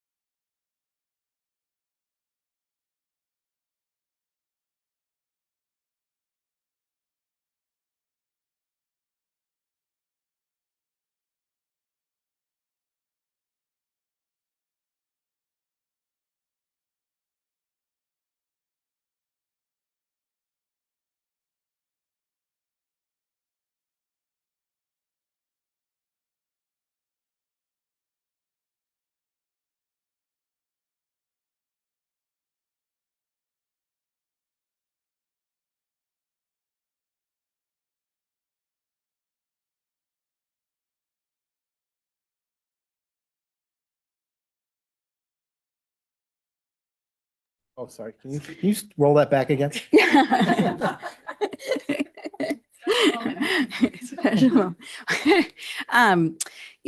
As I think everybody knows, Commissioner Rubin has been a invaluable member on the siting board and has been a real leader on many issues, including meaningful community engagement, and has really worked with the staff on a regular basis. Really, I mean, these, as you all know, this was a lot of regulations, and Commissioner Rubin really kept things on time and kept things going, meeting regularly with the staff.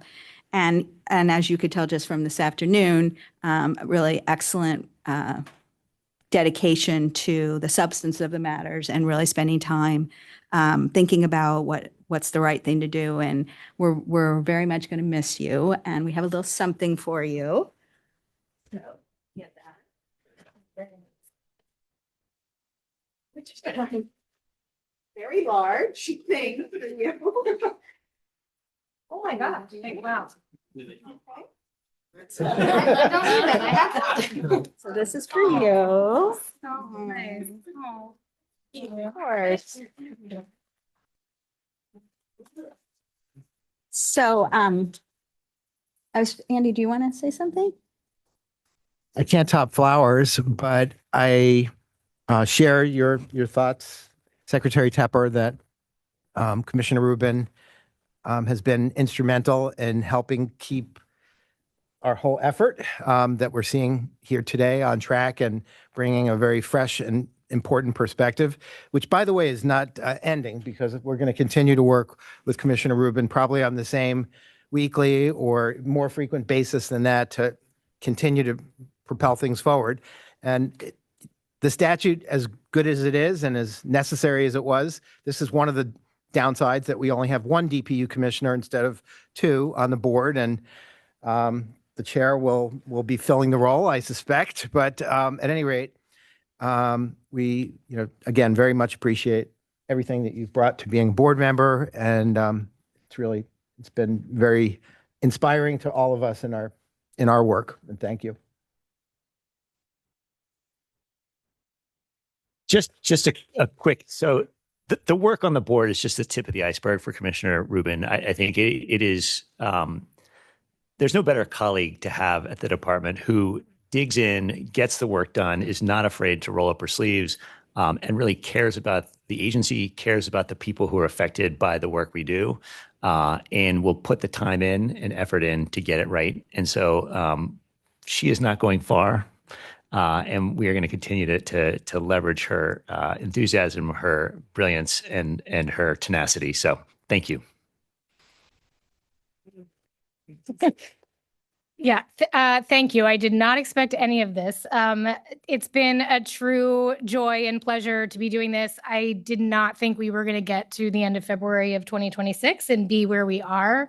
And that's just a testament to the group effort. So I will be very much involved behind the scenes. I already got an email after the last meeting where somebody wished me well in my next professional journey. I'm not leaving my job, just to be clear. No.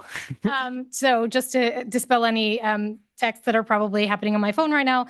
But yeah, no, this has been such a joy, and really appreciate the staff at every level. And just to say, the entire siting division, the entire Division of Public Participation, legal, finance, so many divisions have come together to be working on this day in and day out. And I will continue to be involved in the background. So thank you. Thank you. Okay. So we will go back on the record. And I think we should continue with questions about the presentations that we just received on the changes to the various regulations. So other questions? Unless everybody's forgotten their questions over lunch. I have hopefully a short question for Undersecretary Judge. Undersecretary, in your update, you talked about the changes to the guidance document based on comments that you received. And in particular, you talked about the scoring rubric for the climate change resilience, and that as you're continuing to work out all of the information, data layers, behind the scenes that in the meantime, you're going to change your scoring rubric from 0 to 5 to 0 to 3. Can you just you talked a little bit about it this morning. I will say, I always get nervous about changing a number for a temporary, even though you explained a lot about why. I just always get nervous about that because it's hard to go back if we decide to. Can you just No, I understand. color that a little? I think so. There's a lot of history on this, and we've gone through 3 rounds of formal public comment on this guidance at this point. In each round, we've had a fair amount of comments that I would say were sort of directly opposing the use of the climate resilience design standards tool or the way that we were evaluating this, or just sort of scratching their head like, is this the right tool to use here? And I think in conversations with Undersecretary Antos and her team working on climate resilience issues at EEA, where we've sort of landed is this tool is a little bit imperfect for energy infrastructure. It wasn't designed specifically for that. It was designed more for buildings and evaluating climate impacts or change resilience impacts from buildings. And there's also a lot of other climate change resilience issues that aren't really mapped or identified right now for example, heat island effect. That might be something we want to add at a future date. All the types of infrastructure that we're talking about here would contribute to that, like just on their face. So where we're kind of landing is the EA is undergoing, the climate resilience team and Office of Climate Science is reviewing this tool and trying to update it to better reflect sort of energy infrastructure impacts, and trying to turn some of the data outputs into data layers that can be mapped. Because right now, this is the only piece of the guidance that is actually not included in the mapping tool. It's something that you have to build. You have to put all these inputs in outside of that tool and then come up with something, and then it's a supplement to your report. So I hear your concern, and there's been a lot of internal debate on it. One other thing I will just say, in kind of as a justification as to why, there are 4 categories in the climate resilience design tool. It's like not exposed, low exposed, moderate, high, and we have a 5-point scoring system, but like 6 points, so it's 0 to 5. So it didn't really like fit neatly into that scoring rubric as it was designed originally. So the consequence of this is ultimately that if you're in those kind of top 2 tiers, there might be a slightly less minimization or mitigation that a municipality could require in this interim period. But again, we plan to revisit this. We're not opposed to going back to a 5-point scale to align with the other different criteria specific categories that we have. We just felt like that this tool and the data that we had was not as robust as we'd like it to be at this point in time. So that's kind of where we're coming from. But open to additional feedback on that. I mean, I understand it's a change, it's a departure. And just so I understand, as you're talking about the scope of the tool and the work that you're doing to try and expand that scope, say you are able to get to a point where you can categorize or capture heat island impacts, that would be an example of where, going back to the scoring rubric, you could think, okay, we've added a new category. That means there should be a corresponding adjustment to the number, and that could be something. Exactly, yeah. And it could be like a combination of things. It's like a combination of flood and heat island impacts leads to a higher score or lower score, depending on how that shakes out. So yeah, I had one other point, but now for escaping me. But this is definitely a work in progress. I think climate change resilience it's in the statute. I think when it was added, I'm just recalling back to the commission discussions, it was more probably in the context of utility infrastructure, which is not subject to the site suitability guidance. So it's kind of interesting that it's in there. So we're trying to kind of mold it so that it fits to solar and batteries, which are going to be the primary technologies that are going to be subject to the site suitability requirements. So definitely I think our plan would be to engage with stakeholders as EA updates this tool and updates the data layers and data sets that go into it, probably as soon as like this summer, fall, and potentially update this on a prospective basis in sometime maybe in 2027. Thank you. Go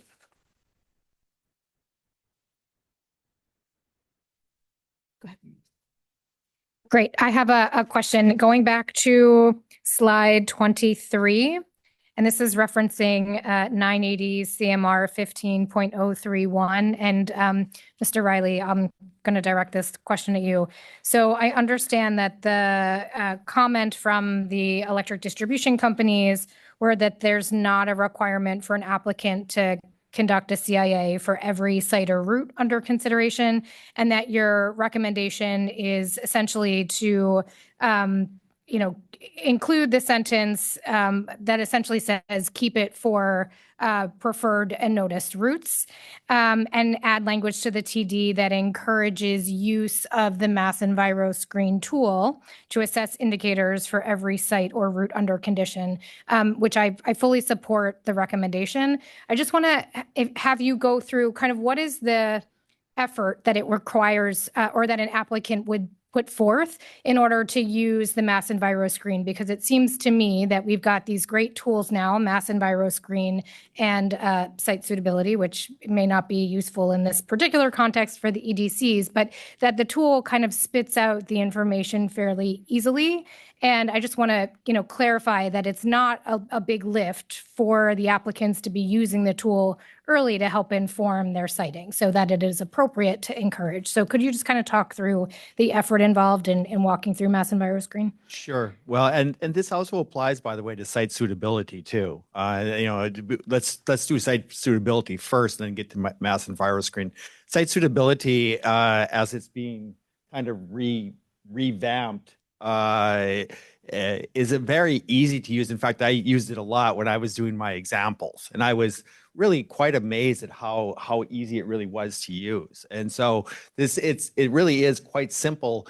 And I see it as a scoping tool. I mean, these are all kind of screening tools anyways. And it's, for both site suitability and then getting into Mass Enviro Screen, these are extremely easy, intuitive, kind of web-based tools that are great in my mind if I was an applicant for screening, basically to say, what are the impacts of this kind of a site at this place on these kind of indicators.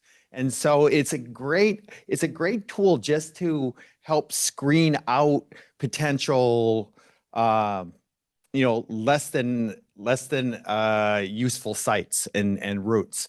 And can be done, in a relatively short amount of time. I mean, we're talking, certainly there are aspects. In fact, I've heard the example used if we're in some urban part of the city, there's a lot of different census block groups, and that you could do this many, many times for different routes, and that's true.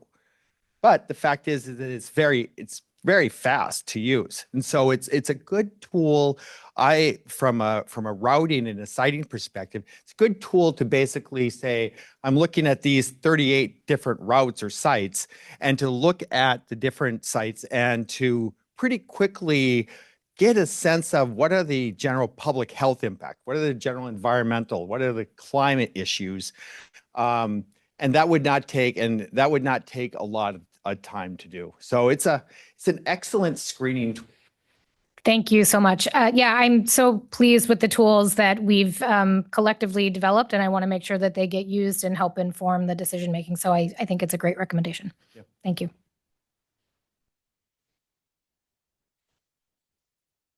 I have a question about burdened area petitions. So a number of folks touched on that. So I won't direct it to any one person, but I will if that would be helpful. So appreciate all the work that's been done to try to accommodate the fact that, information is not perfect. It is constantly evolving. Some of these are new and really useful tools, but we want to give some flexibility, as our data sets do evolve, and appreciate the work of the staff to make sure that this petition process is, will move along quickly, is only available in, I think we use the term extraordinary circumstances in the reg now, to provide examples of that. I do think, some additional just consideration of how we might make very clear how this will work and how long it will take would be helpful. So one of the, I think Undersecretary Power mentioned providing some examples in the OEJE guidance of what would and would not constitute an extraordinary circumstance. That will be helpful.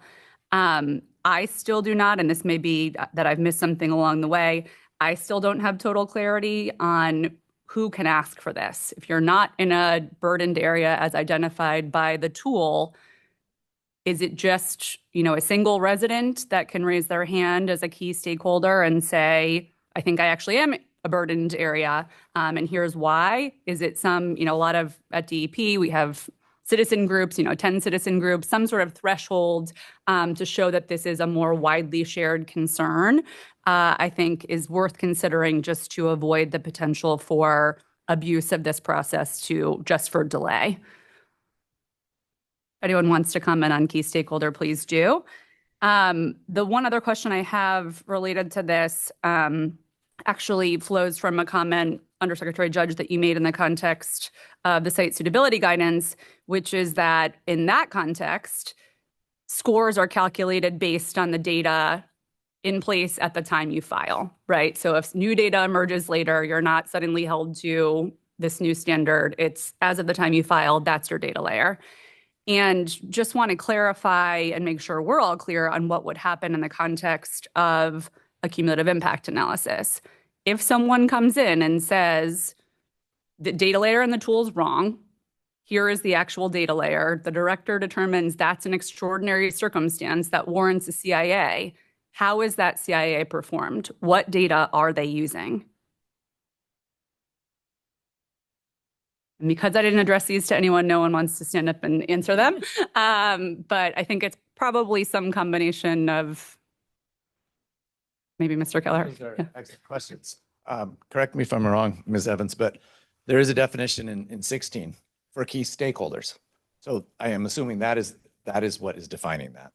Is it one person though? Well, I think that's an excellent point as well. Right now, there isn't a threshold for a number of people. I don't believe. I know you have to be in an adjacent community, or I don't know what the term is. But if there is some sort of, commonly held concern that is evidenced by a number of people, maybe is one way to do it. If there's another way to do it, I'm certainly open to that conversation. It just seems like if it's one person, that could really be motivated by interests other than truly declaring that data is flawed or outdated.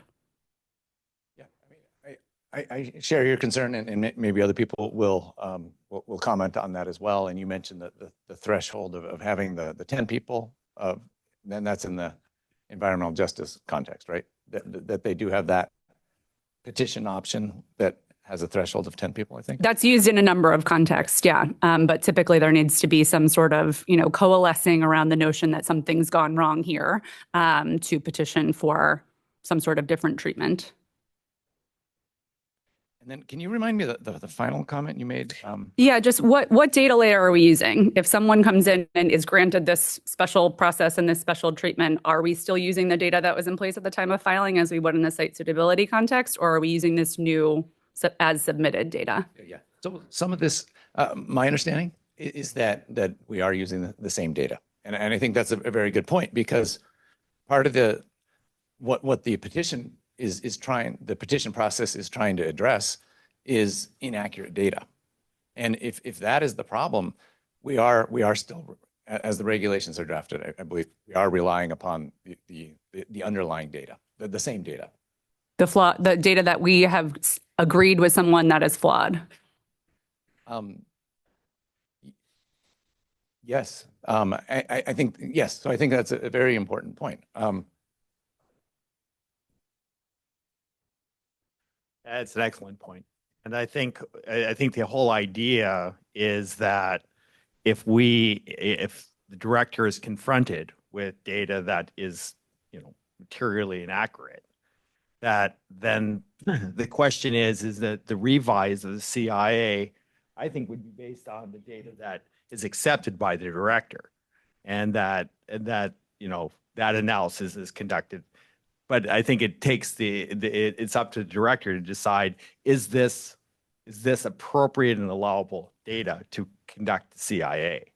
I don't think we would want to do a CIA with intent, known faulty data. Just to add to that, I think, again, a good question. I think, the regulations don't get down to that level of detail. But that would be an implementation issue that we'd have to deal with. I think it really depends too. It's going to be a case by case basis as determined by the director, in that it depends on what's faulty, right? What actually is the thing that's triggering the additional CIA analysis. So I think, but that's a very good point as to exactly what data we would use. I'm wondering if I could just answer this, the key stakeholder question. I did not have it in front of me. I'm just going to read the definition if I could. It's actually in 16 in the pre-filing regulations. So here is who can request a CIA for non-burdened area. Again, in the non-burdened area, it needs to be within the SGA of the project. So it can't be the next town, the next town over if it's not in the SGA. So there's that question, is the burden area, that the area that they're asking to have a CIA report within the SGA of the project. So it's arguably within the impacts of the project, impact zone of the project. So the folks who can ask for this are key stakeholders, which mean at a minimum, public interest groups, organizations serving the local community in the vicinity of a proposed project that could be affected by the proposed project, abutters of the project, including residents, both owners and renters and businesses, community-based organizations, elected or appointed municipal officials, and we give a list of examples, regional planning offices, representative labor groups, we give another set of examples, and apprenticeship groups, and federally recognized, state acknowledged, or state recognized tribes. And that is a broad definition.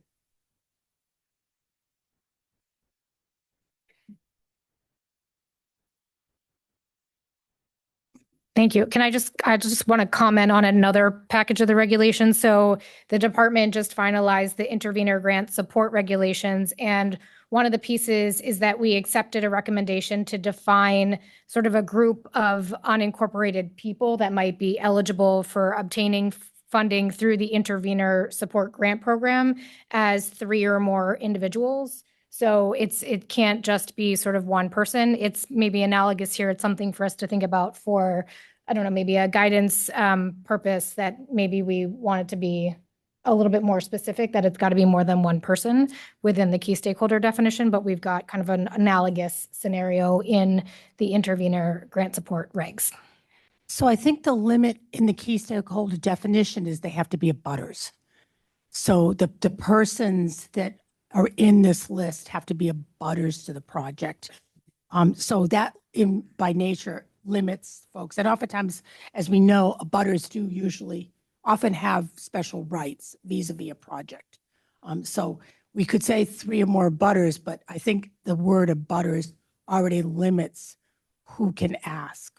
And I apologize. Individuals. I'm not cross-referencing on the fly. So I don't have that language in front of me. Is abutters an example of one of the groups that There's could? a list of groups, including but not limited to, and abutters is one of the groups listed, one of the entities listed in the list of groups that could be key stakeholders. So could a public interest group that is not an abutter itself request to be treated as a burden community and to have a CIA performed?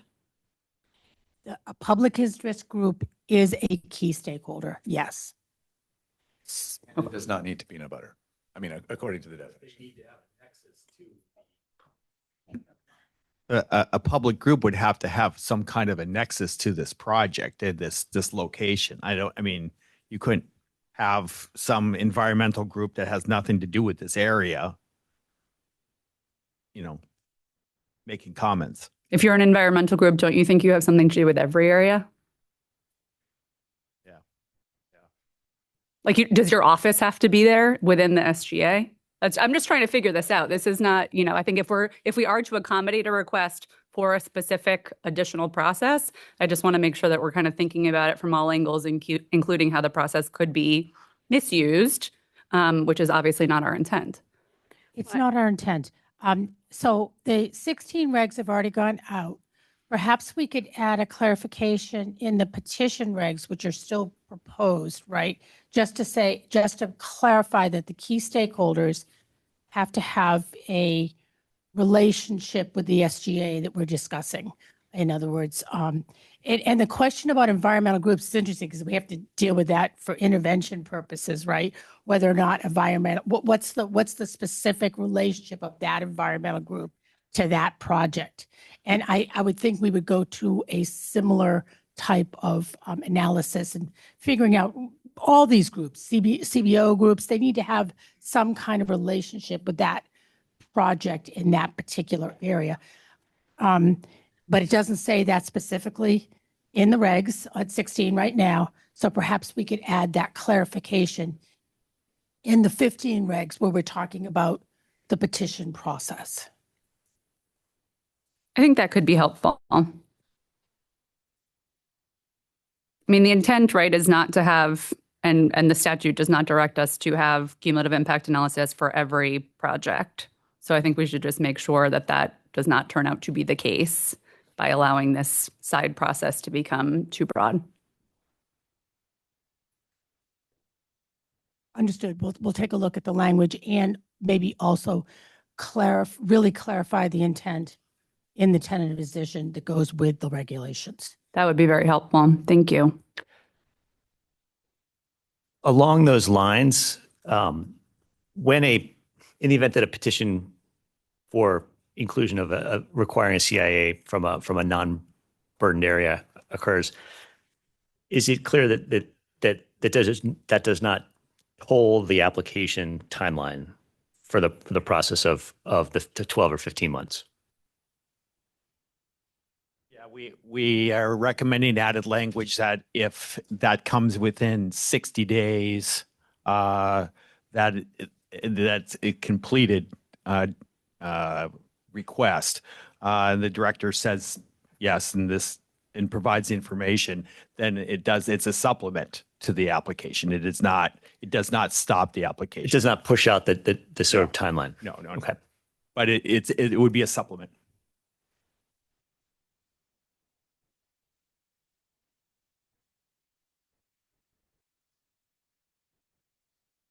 Any other questions?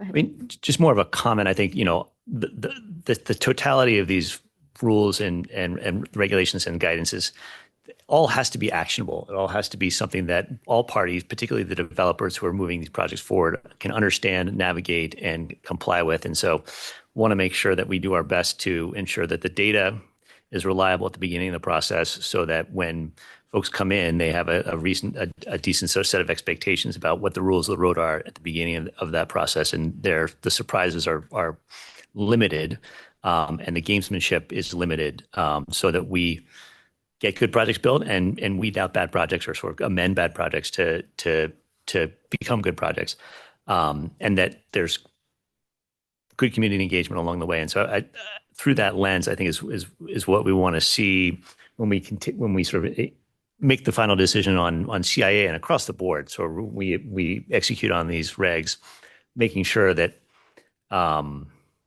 that we're limiting the unintended consequences and navigating them as we move forward. And so I think that's the lens through which I'm going to be looking at this at the next meeting to take the vote.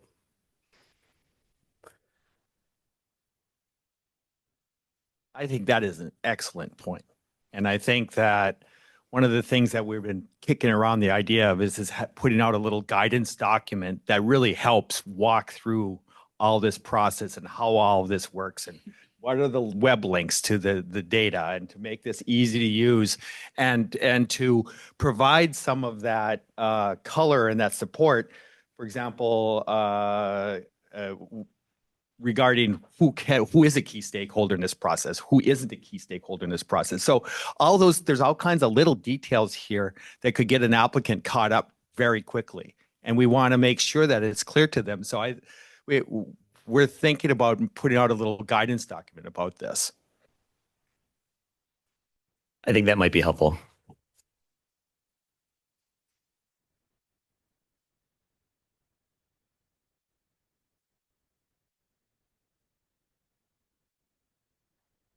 Are there any questions on line? All right, maybe we should move to public comment then. All right, with respect to public comment. We do? We have more presentations? Okay, let's do the rest of the presentations. Sorry, go ahead. Didn't mean to cut you off. Thought we did it all. I guess I'm on. Just a few more slides. Okay.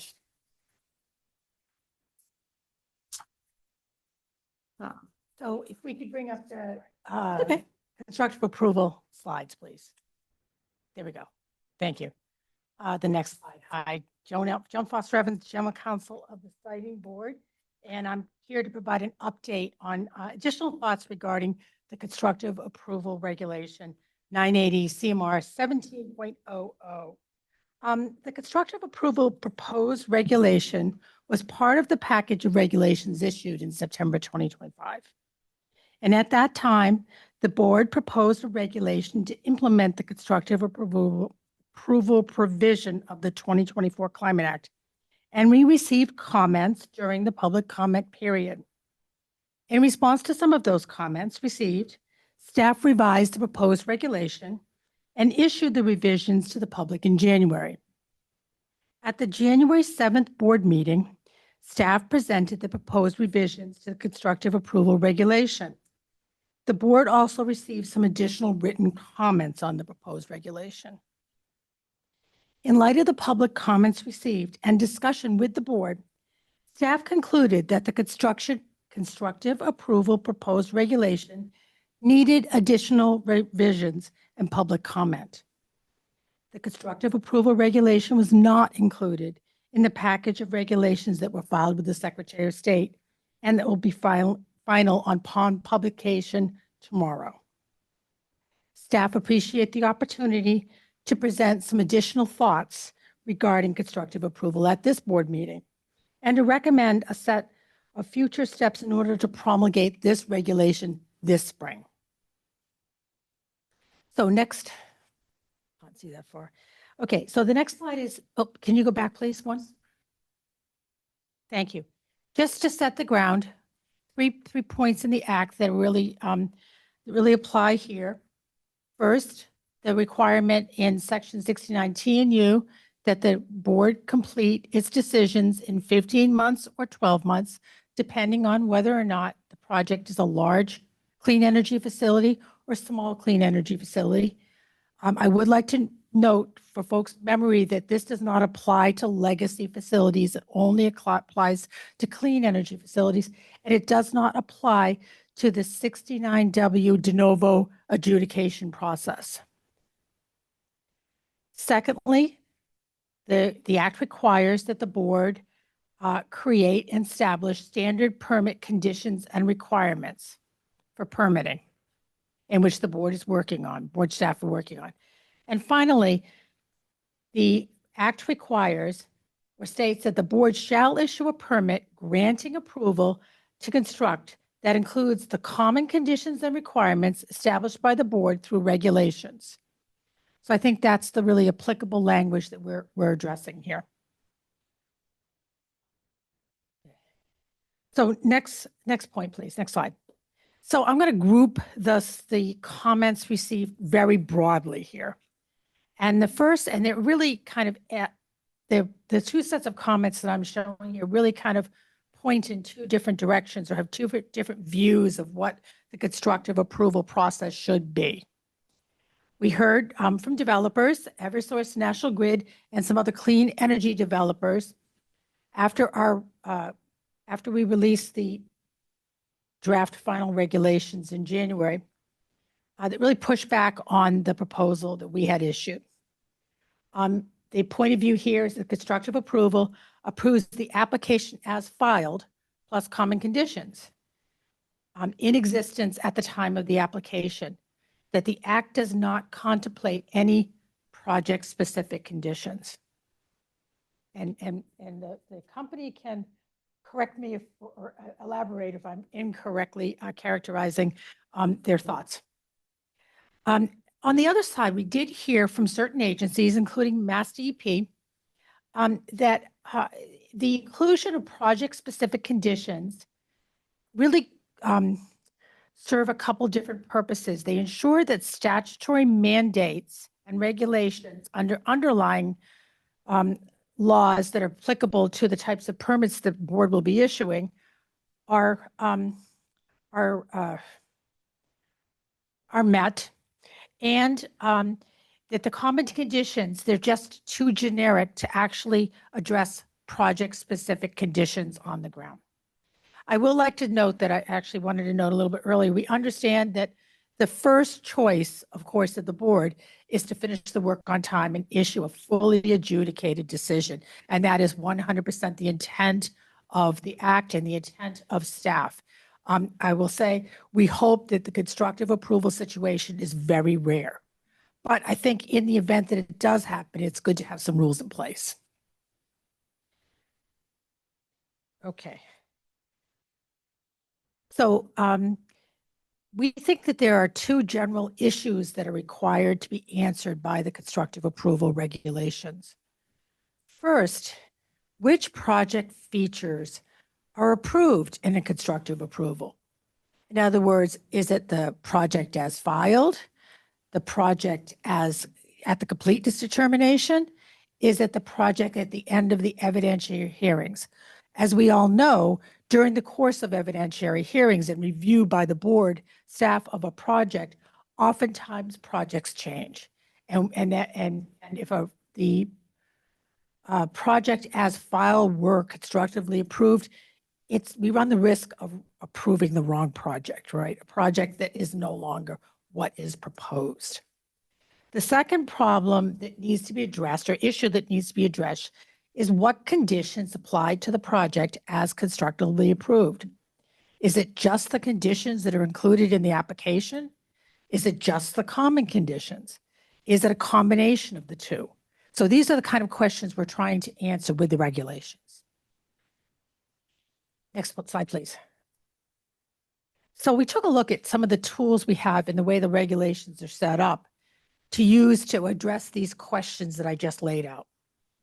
First, we do note that in pre-filing, there's a requirement that applicants consult with various state agencies and local agencies and to engage with community.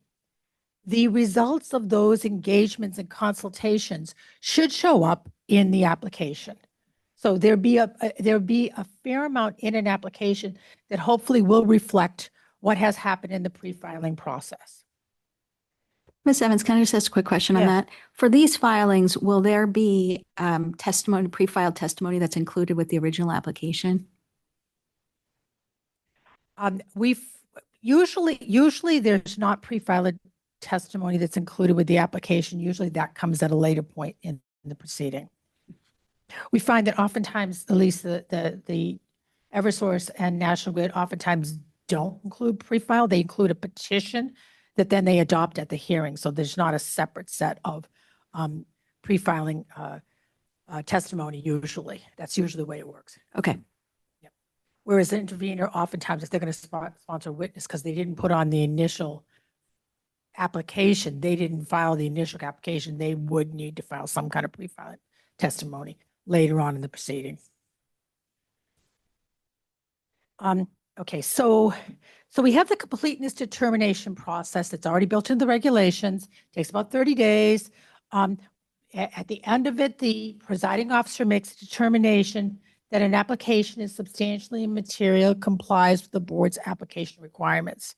So it appears to us, staff, that this would be the point at which, if there were a constructive approval at the early part of the proceeding, that's the full application, once it's determined to be complete, to make sure that everything is in there that's supposed to be in there. I will note that we have said elsewhere in the regulations that the completeness determination is supposed to be an administrative, not a substantive review. As we all know, that's not a bright line between administrative and substantive. But I will note that at the application, at the completeness determination, at least has all the parts required by the board. So later in the proceeding, we have the conditions conference. And this is the tool that we used in our proposal in January. The conditions conference happens after the evidentiary record is complete, but before briefing. And generally, it includes consideration of proposed conditions from the applicant, from the agencies, and from the parties, and results in a presiding officer recommended permit conditions and requirements. So that process is built in for all proceedings. And then the last feature of the regulations that I want to flag here is obviously the common conditions. Now, we have a draft that we are circulating internally right now with a list of common conditions. Staff intend to want to provide that to the board so the board can take a look at it and then send it out for public comment. That will be happening soon. But these conditions are fairly generic. One suggestion that has been made is that we develop conditions that are performance-based as opposed to thou shalt do something. Word the conditions that require an applicant to meet a certain performance standard, however they get to that performance standard. And that might solve some of our problems here. Okay, so next tool, please. Next slide.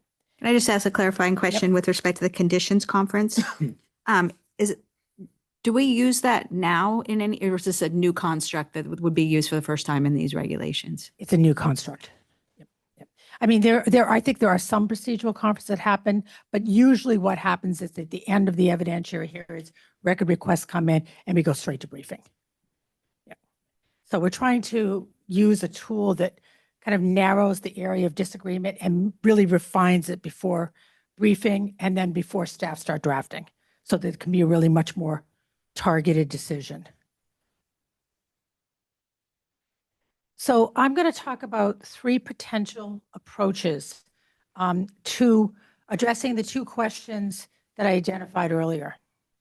So the first approach I have here is the approach that we presented in January, using the later process of the conditions conference to produce a document that has conditions and maybe also has whatever changes have happened to a project during the course of the evidentiary proceeding.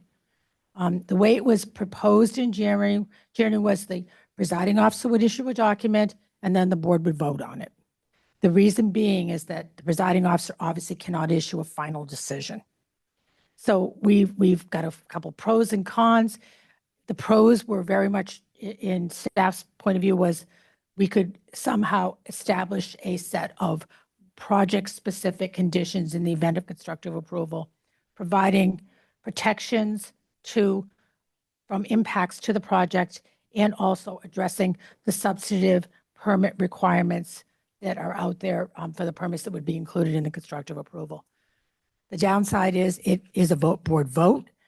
The board would not have the advantage of a full tentative decision. And we did hear a lot of opposition to this particular approach. So we wanted to note that. The second approach that we have thought about, and we have some pluses and minuses here, is there a way we could actually have a process where things that change during a proceeding would end up in the application, an amended application approach? We looked at, well, could we have the amended application include something that comes out of the condition conference? Could we, as a variation, include the amended application, including conditions and changes that are agreed to by all parties? So that's a little bit of a variation there. There are pluses and minuses to that approach, obviously, also, especially the agreement to the parties. We could have difficulty getting to agreement of the parties. And the amended application approach would generally be voluntary on the part of the developer. So that has certain pluses and minuses also. And the last approach that we talked about was a reconciliation approach. So where this approach came from is when an application is constructively approved, the application has certain conditions that a developer has proposed.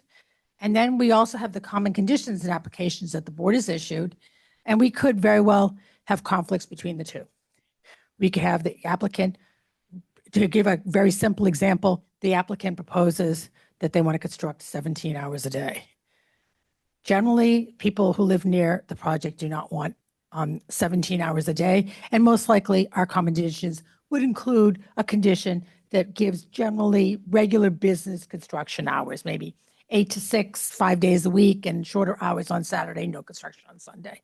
So we would have to have a way of reconciling those two sets of conditions. And we've looked at coming up with using the conditions conference at the end. Again, presiding officer, try to reconcile the two sets of conditions so we come up with something that's clear that attaches to the constructive approval should that happen. Again, pluses and minuses, is the presiding officer the proper party to do this? Not everybody may agree with the reconciliation that the presiding officer comes up with. And then what do you do with that? So none of these are perfect approaches. And what we would like to do in order to deal with this situation, and you can go to the next slide, please, is staff proposed to put out some proposed language. Next slide, please. There it is. Staff proposed to put out some proposed language and maybe ask some questions and maybe get some assistance from the regulated community on some input on how to deal with these questions. Because I think simply saying the application is filed as what is constructively proved doesn't solve all the problems that we need to solve here.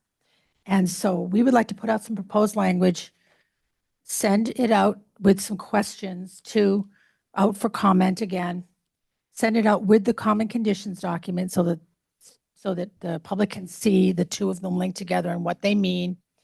And then based on the comments received, draft the final regulations and then go back into the regular process, complete the regulations, go to interagency review, and then to a board meeting. We're looking at right now, to allow for all this process is a board meeting mid-May and filing the regulations by May 22nd. So we looked at what would make the regulations in effect before July 1st. I think that's a really important target for us to hit with these. And we have the May 22nd filing date. We actually have one more filing date in early June, but we recommend going for that May 22nd filing date and making the rest of these regulations happen by then. So that is some thoughts about the constructive approval and a possible way forward. It's a very thorny question. Staff have really spent a lot of time trying to solve for all the questions that happen with constructive approval. Again, with the full knowledge and understanding that we're not supposed to constructively approve anything, but realistically, it may happen occasionally. So I'm available for any kind of questions at this point in time.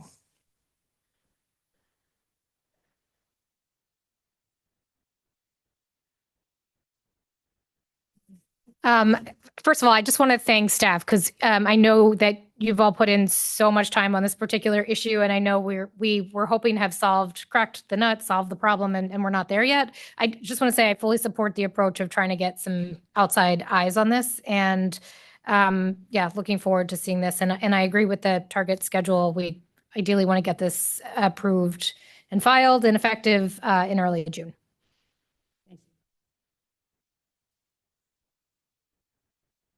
One question regarding that, well, echoing the thanks first and foremost. I know this is a really tough one. On the reconciliation list approach, we set out, or you set out on the slide, that the options would be to use either the board's generic common condition or the applicant's version as included in its complete application. When you reminded us of the sequencing of the process earlier, the completeness determination happens pretty early on, right? I think we have 21 days or something like that. 30 days. 30 days, generous, extra 9 days. I don't want to shortcut us. We'll use the 9 days. And then the conditions conference happens after that. That's correct. So after the complete determination. Yeah. Generally, public comment hearing, intervention, then the adjudication, which is discovery, hearings, briefing. It would happen between hearings and briefing. So it's near the end of the proceeding. Your evidentiary record should be complete at that point in time. I wonder if, because everyone collectively, the project proponent included, will have done more work on conditions after that completeness determination, whether a third option, for which should be the controlling condition, could be the condition that emerged from that conditions conference. We've all sat in the same room and talked about, how you're going to grade this part of the site to replicate a wetland.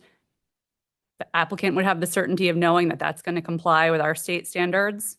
They're not going to get, some sort of surprise after the fact that actually does not comply.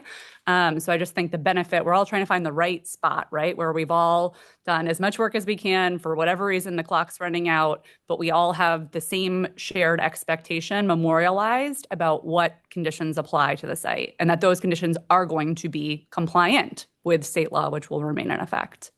So that is the regular process, is to get in the room for the conditions conference. We vision the presiding officer putting out kind of a draft, just pulling everything together, putting out a draft, have the conditions conference. And then the presiding officer will issue a presiding officer list of recommended permit conditions. That it comes from that getting together and resolves whatever conflicting requests for conditions are out there, which is likely there will be some.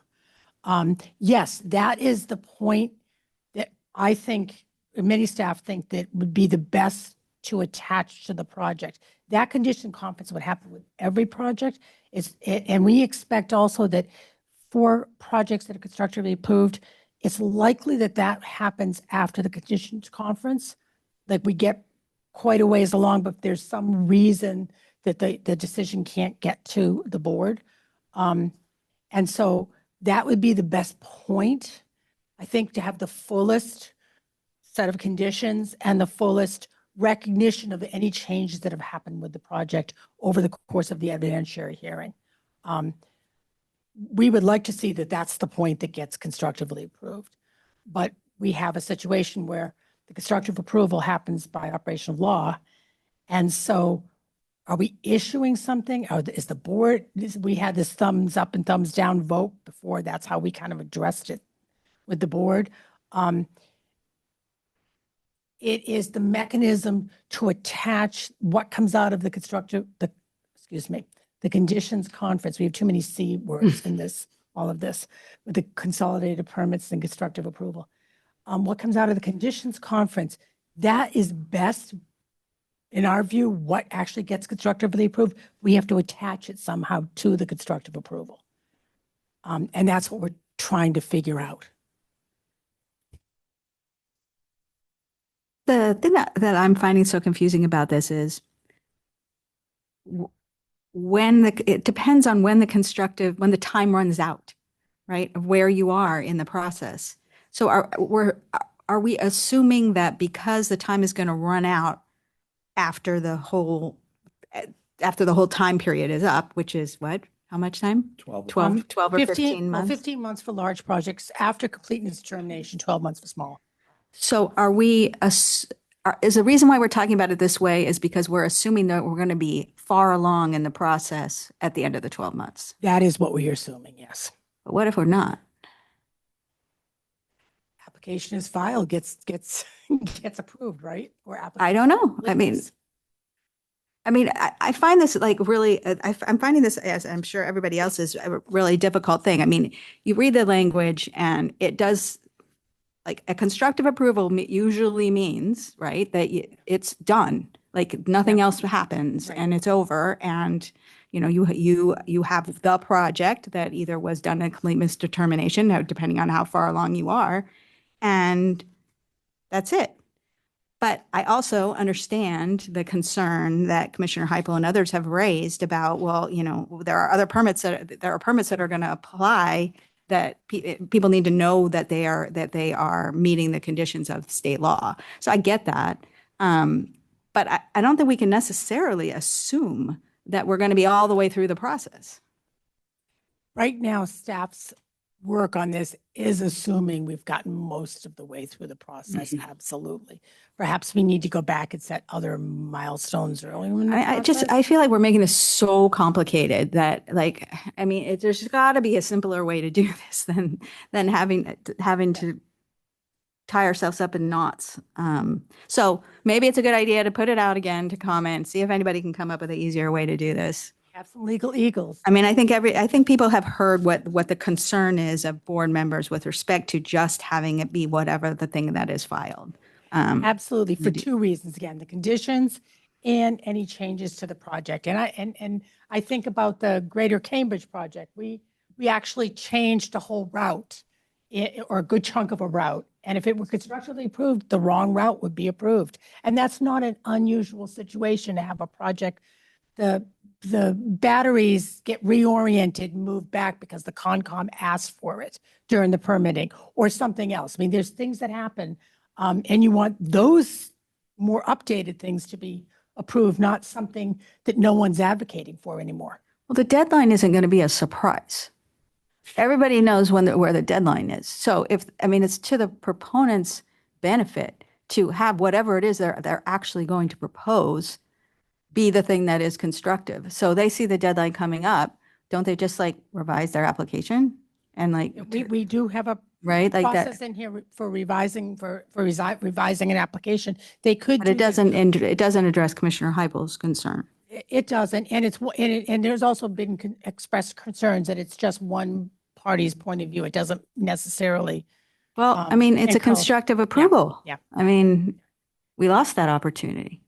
I will say that the regs that we wouldn't necessarily propose to change, but the regs do have a process for the presiding officer to identify in a certain period of time, hey, we're not far enough along. We look like we might get constructively approved here, to try to put a flag up and say, hey, it looks like we're not far enough along. So there is that kind of notice element in the regs as drafted right now.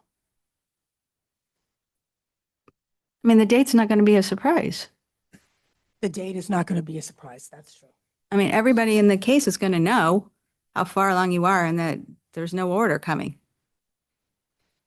Unless we do something that's some kind of very cursory order, but that has its own risks also. Yes. That's what I would do. It's the least bad risk, right? So I mean, there's that suggestion too, just write a really short order. I have to say, if board staff is at the point where the board can't issue on time, there's probably a reason. Either there's been a real problem in the proceeding, there's been just crazy motions and folks that are not cooperating to move forward. That can happen. Or board staff has got 10 filings that same month, and there's just no way to process 10 filings at the same time at the same board meeting. I mean, there's usually a reason. But again, we haven't had this situation yet, so we can't say for certainty what would cause the constructive approval. Is there an option for the petitioner to allow for another month or like to waive that? So we talked about that. I did not put that out as an option because for two reasons. One is, why would the petitioner do that? Right? If they're going to get constructively approved, there may not be the incentive to do that. And the second thing is just the basic law of not being able to waive a statute. I think the constructive approval, the time deadline was really elemental to the act. Sure, yeah. And this is not just a side point about the act. Getting it done on time, I think, was a key piece of the act. And I think it would be very difficult to make an argument that you can waive that deadline. Yeah. I do want to stick up for constructive approval. I think that this is a problem, and it's a sticky wicket that we're going to try to work through and figure out. But it does create that pressure on all the parties and the board and the staff to work through the challenges and avoids the sort of interminable delays that we have seen in the past. And so I know it's a pain, and it is probably the bane of many's existence, but it is serving a purpose in this new regime. And I think that purpose is a good one for getting things moved along at an expeditious pace. And staff would not argue against that. The constructive approval is, we need to write regs for it. It's part of the act. It is, part of the whole package of what happens with a consolidated permit program when it goes into effect on July 1st. Right. And if we do nothing, then the statute indicates that it is common conditions, full stop. I don't think the statute prohibits additional sort of conditions the way it is written. It doesn't, quote unquote, contemplate them, but it does not prohibit the way that the sort of, if we can figure out the mechanism to do it, some additional conditions. I agree. What the statute does not indicate is what's approved. It doesn't state it. It doesn't say That's a very, very good point that you sort of, in the two sort of questions that you raised at the beginning. It doesn't say what's approved. You can maybe interpolate from other statutes that have this kind of element, but this one doesn't say exactly what gets approved. Just says we issue a permit that has common conditions. That's what it says. So I think we, as staff, need to provide much more definition to that piece of the act. Another argument for getting some public comment from smart people. We've gotten some. Yeah. And now we're refined. Refined. But I think ultimately we're going to have to make a decision on this and figure out the sort of the best or least bad way to move forward. I agree. And maybe use our processes, which is the intent to spend this time spring between the 4 months now till July 1st, is to really try to nail down some of our processes to provide a better likelihood that we'll never get to this. Go ahead. 2 points. One, I look forward to working with the team to do all of the things to be efficient so that we can set ourselves up for success and never get to the constructive approval part. But the second thing is I do think that it's in a lot of people's interest for us to not get to constructive approval. Can you just kind of remind us what are the incentives sort of built into the other pieces of the process that help us want to get to a full adjudication? So let's talk about maybe why we would get to constructive approval. I gave 2 different examples, right? One where we've got a really, really contentious adjudication, and they do happen, as you know, in various situations. So there are provisions already built into the regs that'll go into effect tomorrow that provide some guidelines for actions the presiding officer can take if a particular party is really being blocking the progress of the proceeding. So there are those types of process built in. Secondly, a much more defined process as far as what steps happen in what order. I think that also helps move toward an actual decision. And finally, the situation where there's just so many cases coming in, staff, obviously, there's a whole bunch of, there's funding and there's new staff positions, additional positions to help staff up the division so that there are people that are at the division and trained to be able to move forward with these cases. Thank you for the reminder. So just, I guess I will sort of invite when we get these public comments that we would like the commenters to help us figure out how we can also prevent getting to constructive approval and not trying to move us in that direction. Thank you. Yeah, I would just add that in coming up with ideas, I think the goal is to not stay in the exact same place that we've all been in our little positions, and think about what is a way for us to have a constructive approval that is easy, it's not complicated, that can work with the fact that this could happen at any time, and addresses Commissioner Heipel's concerns that she has raised and others have raised about individual permits or individual conditions. Because I think it's pretty easy to do it if you're not worried about Commissioner Heipel. I think you would just say it's constructive approval. If the applicant wants to revise the application prior thereto, fine. And then it's the common conditions and the application. But that does not address Commissioner Heipel's issue. So I think the goal would be to try to find a way that is simple, like I just said, while also addressing her issues. Commissioner, Her many issues. I'm just using you as the. I know, I can be the stalking horse here.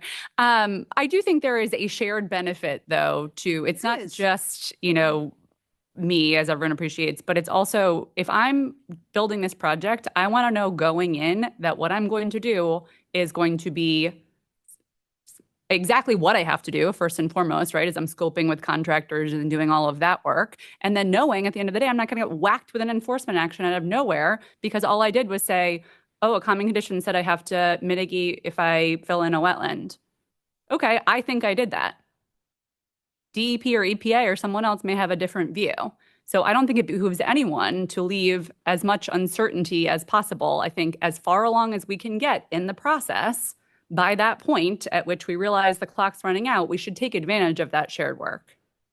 Agreed. One other feature of the proposal that I think does relate to the question of what's built into the process right now to help avoid some of the calamities that we might have in a constructive approval is that both the pre-filing and the application program require the applicant to provide a draft application and draft permits. So there's visibility of the actual, project-specific conditions as conceived by the applicant, at least, visible in pre-filing. And there's time, I think there's 30 days built into the pre-filing process for the permitting enforcement agencies to review the draft application and pre-filing and comment, submit a formal comment to the Division of Public Participation. So there's presumably a lot of dialogue going on between the applicant, permitting agencies during that process. And then when the application is eventually filed with the board, we also will get the draft permits, which hopefully will be a little bit more refined than what was submitted in pre-filing. And again, the permitting agencies, both state and local, will have, I think, 21 days out of the 30, and that 9 days does matter, by the way, to submit comments about what they think might be lacking or missing. And this is the sort of fine line between an administrative completeness determination and substantive concerns about that wetland is not exactly where you said it was. There's phragmites or whatever. So, but there's an opportunity for information to be exchanged and for comment and improvement. So those give me a little bit of hope, but it doesn't make the process perfect. The draft application, the draft permits are going to be included with the application. Yes. So there we go. Like, why can't we just deal with it there? Because all we as permitting agencies say in the 21-day period is, did this basically check all the boxes? It's administrative completeness, not technical sufficiency. So we're saying you did submit a wetlands replication plan. Check. As part, we talked pretty extensively about this, like when to fit in that more in-depth technical review about sufficiency. And we had decided to put that in the rest of the process where we're saying, did you actually meet the requirements of state law to replicate those wetlands in this plan? Not just did you submit a plan, is the plan sufficient? Does it meet state law? Could an environmental organization or someone else come out of the woodwork and successfully sue you for noncompliance, could you be facing an enforcement action? So because that happens so early, I mean, I join Andy and his Director Green in his optimism that we're going to get great plans and great applications and everyone's going to do everything right out of the gates. That's not what we're talking about here, right? We're talking about when things are not going as well as we would all like. So just again, trying to take advantage of any back and forth we have after the point of administrative completeness to make clear. I don't think it helps anyone just have DEP on the record saying, we don't think you did it right. And then they get a common condition that reverts to the thing that we have already said they didn't do right. Everyone's on notice then, right? To litigate, to do whatever they're going to do with that information. And I think, again, if we can take advantage of that in some way in the process, maybe it's including as part of this reconciliation list approach, a third option for conditions emerging from the conditions conference if one has taken place to account for your concern about timing. Like, when does this all happen? I'll leave it there. All right. We definitely could use, we have a lot of ideas here. Input from the developers in particular, because they are the ones who have to do these steps, would be invaluable. Input from everyone will be invaluable. But no, I think it's a wise decision, right? We're debating all of these options. Let's put them back out, get some feedback from folks, and try to work on something that's straightforward, but workable here. Okay. What else? Public comments. Am I right now? Yes, We get to public do public comments? Yes. Okay, let's do public comments. So first up for public comments. Are there any people who would like to comment yes, thank you. That are public officials? Please raise your hand if you're online, or if you're in the room, just stand up. All right, I don't think we have any public officials. How about members of the Commission on Energy, Infrastructure, Siting, and Permitting? You can do it whenever you want.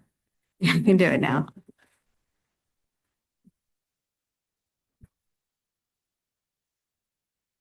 Thank you. David Rosenzweig. I'm from the law firm of Keegan Worlin, and been very active throughout this process as a member of SPAG and advising commission members on the issues that are continuing to be developed for implementation of the Climate Act.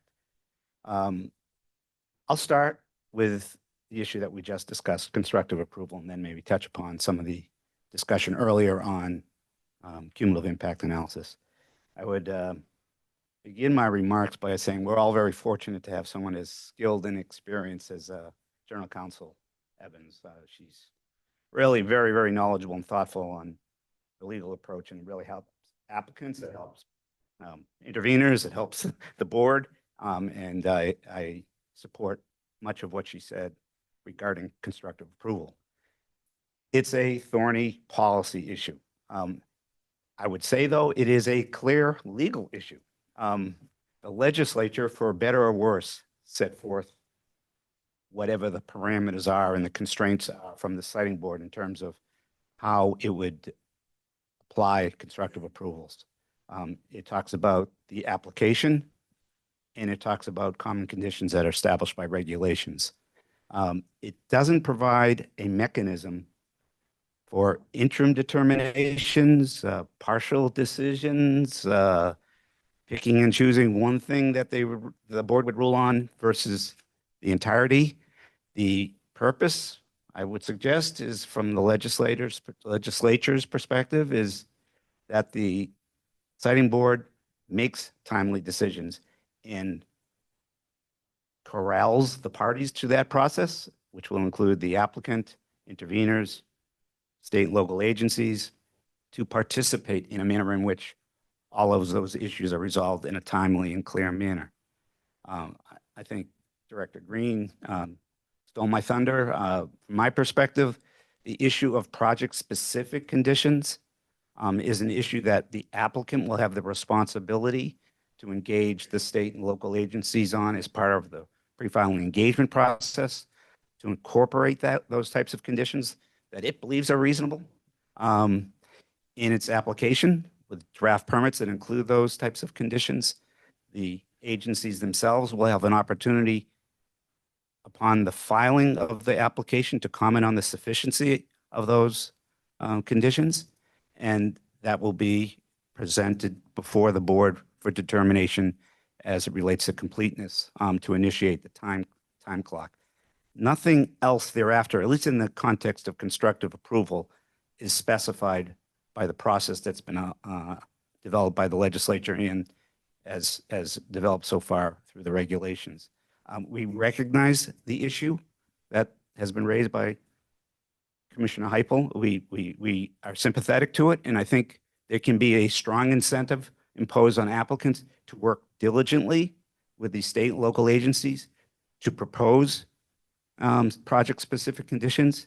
Perhaps the agencies can be encouraged to review those critically and substantively so that when the applications are filed, they're as complete and appropriate as they can be. We think that's the mechanism in place. Some of the options that have been posed by Ms. Evans, they're all flavors of the same thing to one degree or another that would, I think, deviate from the requirements that have been established by the legislature for constructive approval. They all have elements where maybe it's voluntary, but then what if parties disagree? There may be votes taken on partial issues by the citing board, but for the citing board to issue a decision, it needs to be a full adjudicated matter, and it has to be done within the time frame established. There aren't sort of these nuanced approaches that are contemplated in the statute that allow for some sort of hybrid approach, for better or for worse. One suggestion is if the board doesn't like it, is they can go to the legislature and try to change the statute. That's with some peril. I wouldn't recommend it, but that is an option if this is a fundamental problem. But I do think the law on this issue is clear under the statute. I don't think you can read in to the statute a process by which the constructive approval is something other than the application as filed with the draft permits and special conditions and project-specific conditions that it may include, along with the common conditions that are established by regulation by the citing board staff and the board. So happy to take questions on that. Can move on to the cumulative impact analysis and some comments on that, unless you want to do questions on this first. Your choice. Go ahead. Great. Okay. Very much appreciate the consideration of our comments on cumulative impact analysis. Many of them were adopted for clarifying language. Some of them were not. I presume that we will be commenting on some of those issues as we go forward through the comment process that's been identified. I did want to raise a couple of issues for the board's consideration today. One issue that wasn't addressed in the slide deck that the staff presented was a comment we had provided on the mitigation standard that the citing board would apply. By the statute, mitigation of project impacts is defined under the statute as to the extent practicable. That's the standard. In your regulations at this point, there's the modification of that phrase by including the word fullest in the articulation in the citing board's proposed rules. Because the statute is clear on its face, I think the citing board's regulations have to reflect the same language.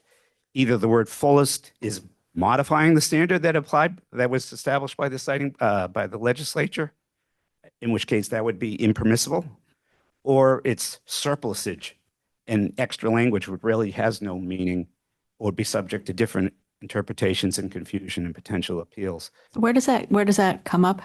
Like what part of the? In the regulations, it's 980 CMR 15.081C.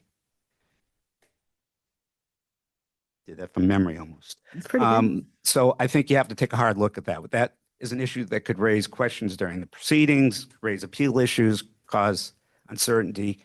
The language in the regulations should be consistent with the statute. You shouldn't modify that standard as it relates to mitigation of project impacts.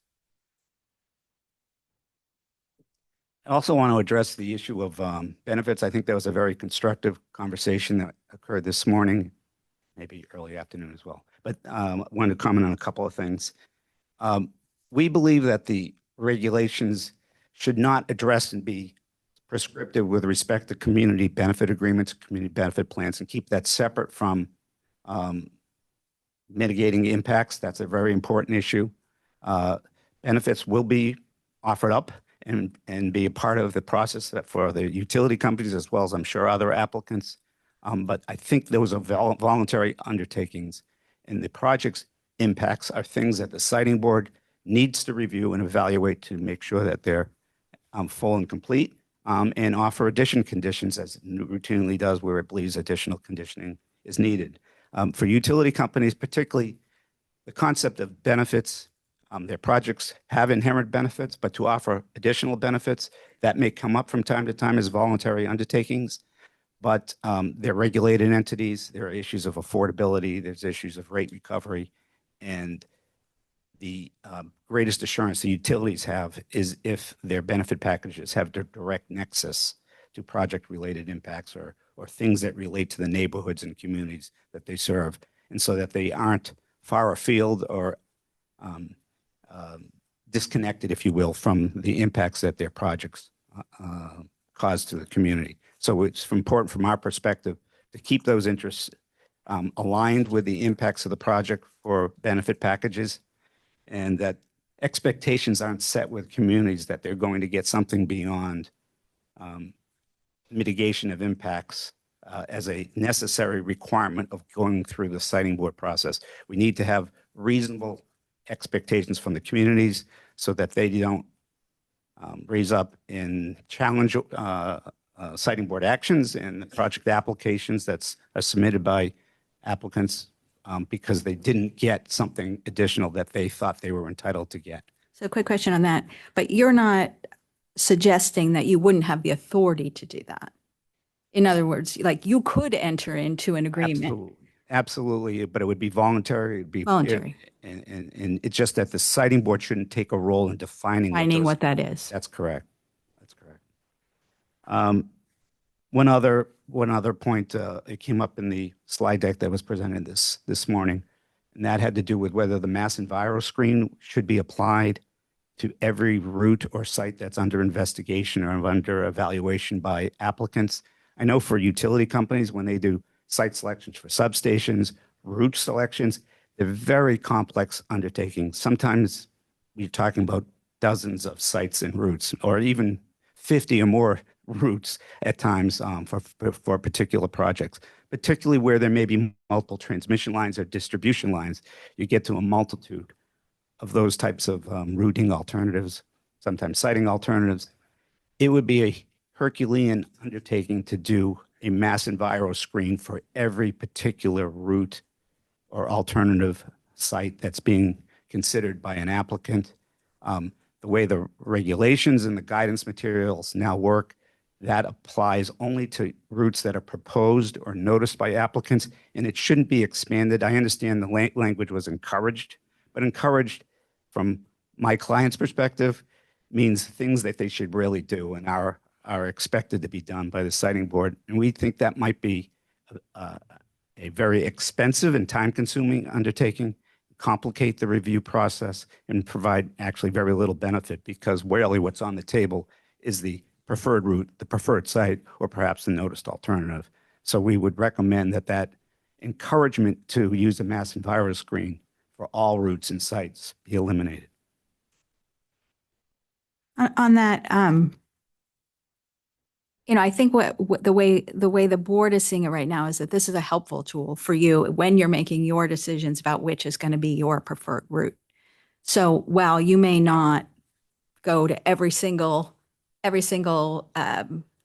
census block through your whole route, right, and look, it is a tool that you could use to get a sense, right, of how a particular, when you're weighing all your 50 different routes and you're coming down to 2, this may be a tool that is helpful. I think that's what we're trying to get at. And there may be instances that's appropriate. I'm just saying it's a sort of an encouragement or an expectation that may be a step too far.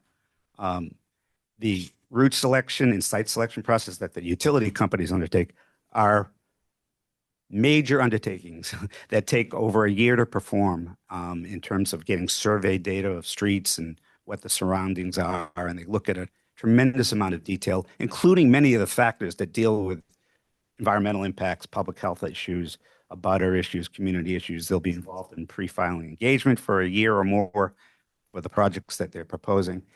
And I just think as almost a requirement, but something somewhat less than that, an expectation that it applies in every instance is asking a bit too much without a lot of value, given the cost and time that would be associated with it.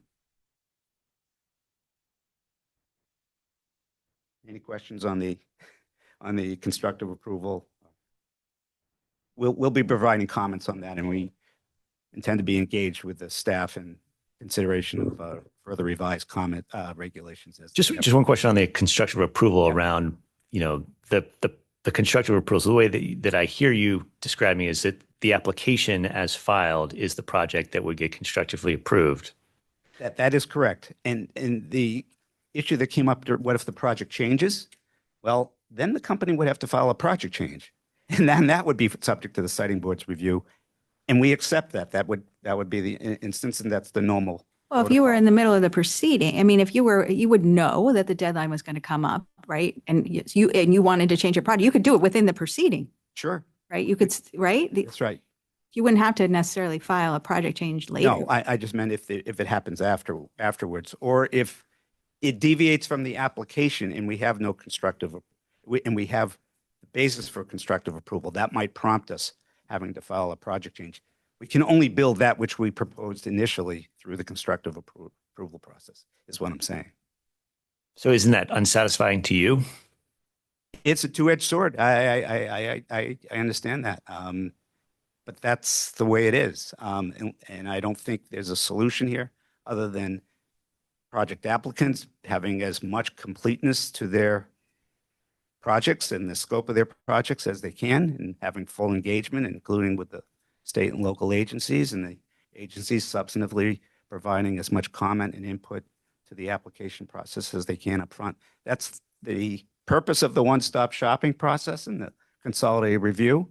And from the siting board's perspective, the legislature trying to ensure that these types of facilities are reviewed in a very set time frame, very firm time frame, to get these types of facilities implemented for the benefit of the residents of Massachusetts for climate change purposes and reliability and resiliency and all those objectives. Thank you. I have a question. So I think you're raising a few concerns about the encouragement to look at CIA or MES scoring in the sort of earlier stages of route or site selection where you have dozens of candidates. And you're saying, A, it's not feasible, could be expensive, time consuming. And maybe there's also another, and to what end result would it have anyway, right? Is there value to that analysis, even if it could be easily conducted? So I think there are two issues that I'm sort of taking away from both what you're saying now and I think some of the comments that we've gotten to this point.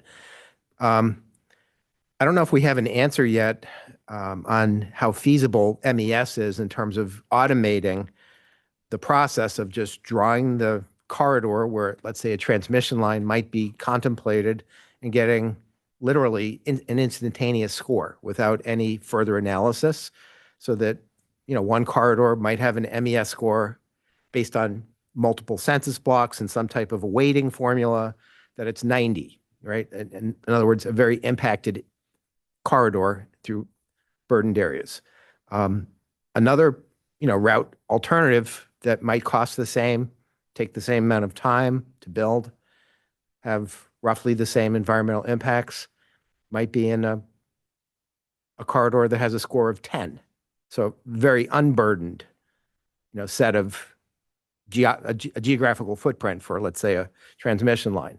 So my question, to you is, would that matter? I mean, would that affect the company's selection process in any material way of if everything else is equal between these two routes and one is going through a score of 90 composite area and the other is a 10, can you interpret that as one is better than the other, or you can't? I think what you would find by looking at the company's criteria and its route and site selection process, that many of the issues that relate directly to impacts to the community are already considered. May not be subject to that scoring, but it will be subject to another form of scoring that the board will review, the staff will review, and will yield sufficient information about the comparative impacts of the proposed route site compared to the alternatives that it evaluated. And that's the process that's been used by the siting board for 30 years. I'd also just refer to the statute, which in the context of cumulative impacts, it relates to a report that needs to be developed regarding the project. It doesn't talk about applying some of those cumulative impact elements, such as the mass enviro screen, to alternatives that are considered in elucidating the project. So it's the project that is the focus of cumulative impact analysis when there are effects from a historical basis that are undue or unfair impacts that have accumulated over time. So again, you got to align this with the statute, and I think that the statute would dictate that the CIA analysis, the mass enviro screen, gets applied to the project. And I would say notice alternatives, because that could become the project over time. I would agree that the statute doesn't require what I was, providing in that sort of illustrative case. I'm really asking a different question, though, not whether the statute says you have to do it, as opposed to whether there's value to the analysis, in the same way that the company does score different routes right now on different factors and weighting criteria. And this would be an expansion of a process that is not all that different, where you have different indicators, different factors to consider, and a numerical scoring result that results from comparison of different routing options. So it's not so much whether the statute compels what I'm describing and using, let's say, MES, but whether there's any value to it at all from the company's perspective. I think that would be up to the staff in a sense. If they looked at the company's site selection process, route selection process, and it was a close call, they might ask an information request if they were uncertain about the adequacy of that process. And if it's simple enough, ask for the project to take a look at the mass enviro screen and provide what the score is of this route versus that route. But again, encouraging or something almost to the point of requiring it at, sort of in all cases and under all circumstances, I don't think is justified. And it may be valuable in some instances, but I would say in most instances, the route selection process and the site selection process that the companies undertake are comprehensive and would be reflective of those types of impacts and relative relationships between sites and routes. Okay. Thank you.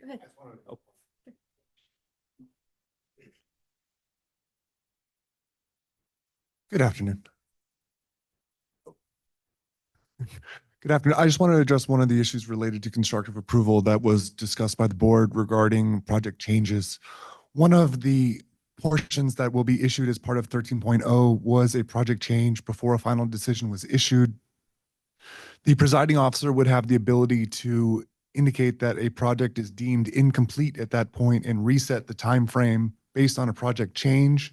So that would reset the review time frame as well as the constructive approval time frame if there was a significant project change prior to final decision being issued. So I just wanted to clarify that was brought up. So if there was a significant project change that happened, the review time frame could potentially be reset with a new completeness determination needing to be done prior to the time frame beginning. I just want for clarity. It would depend on the project change, but if it was significant, such as a specific route or a noticed alternative route, that would be within the purview of the presiding officer to reset the time frame.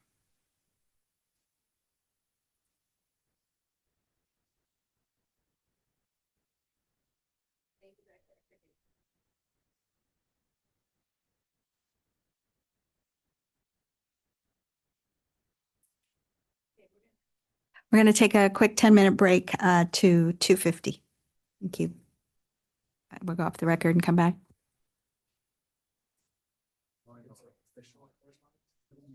Yeah, well, like anything on the services.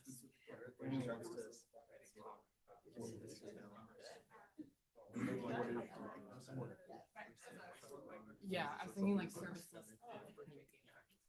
Because if it has to be uploaded then anyway to the portal, I would prefer. I mean, I'm not. They want to be.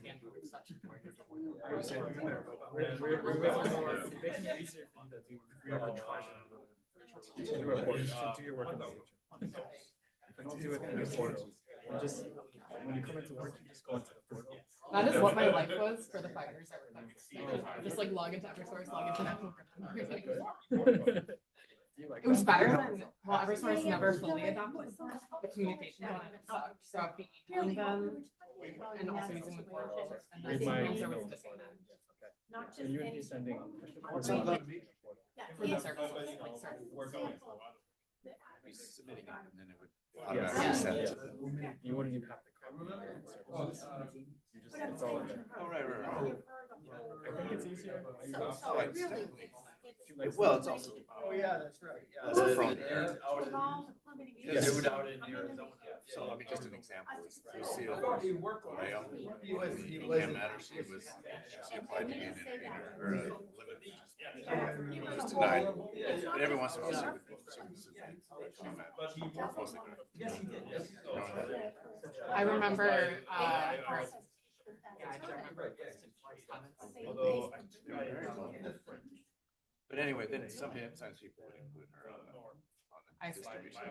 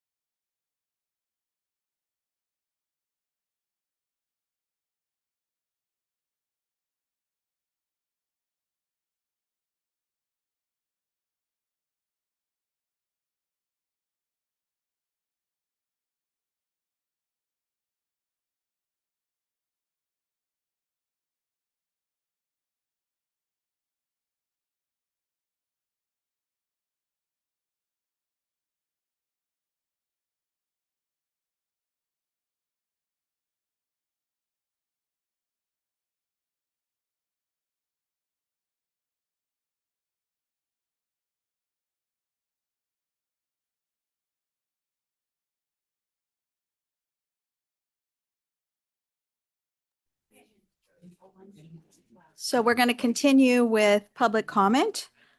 So I'm wondering if there are any members of the Siting Practitioner Advisory Group that would like to make a comment. Ms. Matthews.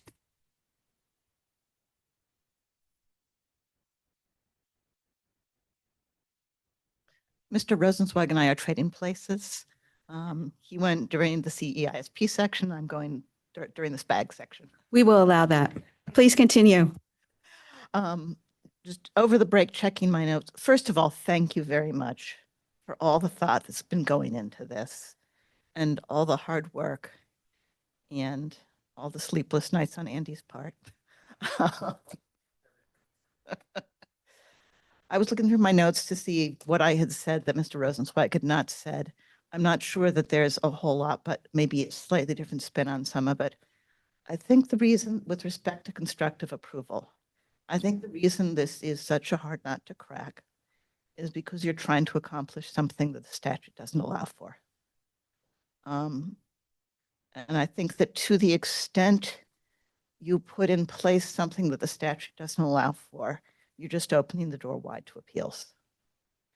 That said, we will do our utmost to think about how to address this in a way that is consistent with the statute, will not lead to appeals, and addresses some of Commissioner Heipel's issues.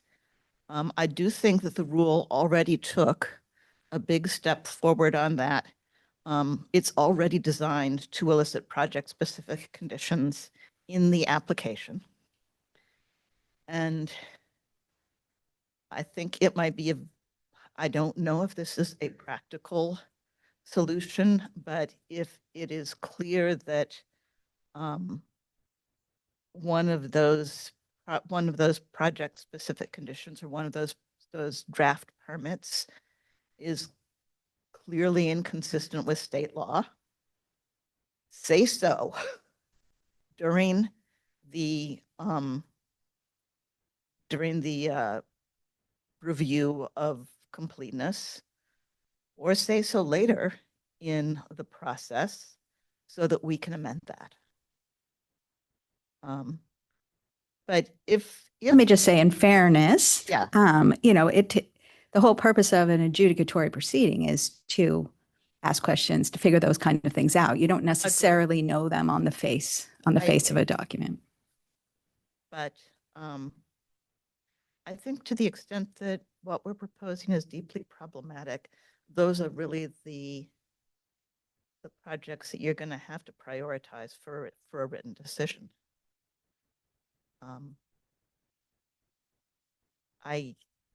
Again, we will keep looking for ways that are consistent with the statute to address some of these issues. But in addition to the priorities that you laid out for a solution, I would really argue that one of them should be does not lead to appeal.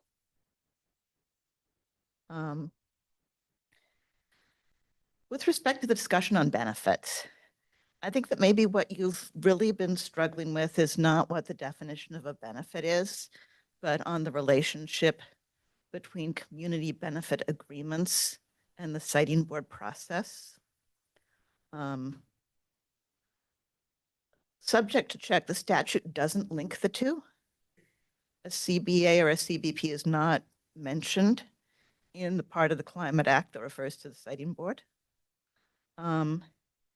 And I think the discussion this morning demonstrates some of the complexities that you get into when you're trying to link the two not entirely related topics. And your best approach might simply be to limit the discussion of CBA, CBPs in the siting board reg as much as possible, making it clear that these really are private agreements between a developer and the communities that they serve. Certainly, if we've got a community benefits plan, if we've got a host community agreement, if we've got any of a number of these other types of legal agreements between us and a city or town, we're going to put it into the record. And the board is free to consider everything in the record any way it wants to. But I think trying to tie it into the regs may be part of the problem you're struggling with. I think those were really the only two things I wanted to say to amplify what Mr. Rosenzweig said earlier, except again, thank you. I know this is tough. I don't understand how you made it to this point already, and I'm really glad you did. Yeah, I would say that if anybody was wondering whether government employees or people who work for agencies care about what they do and their mission and are trying really hard to do the right thing, I think all they have to do is look right here. So, any other public comments from anybody at this point? Anybody would like to comment at all?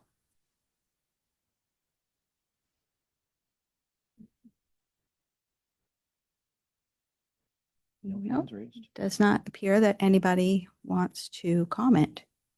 Is there anything else we would like to do today? Are we done? Vote to adjourn? Okay, can I have a motion to adjourn, please? Motion to adjourn. Second. Do a roll call vote? Any discussion? All right, everybody say aye. Thank you. All right. Aye. All right, thank you. We're off the record. Appreciate it.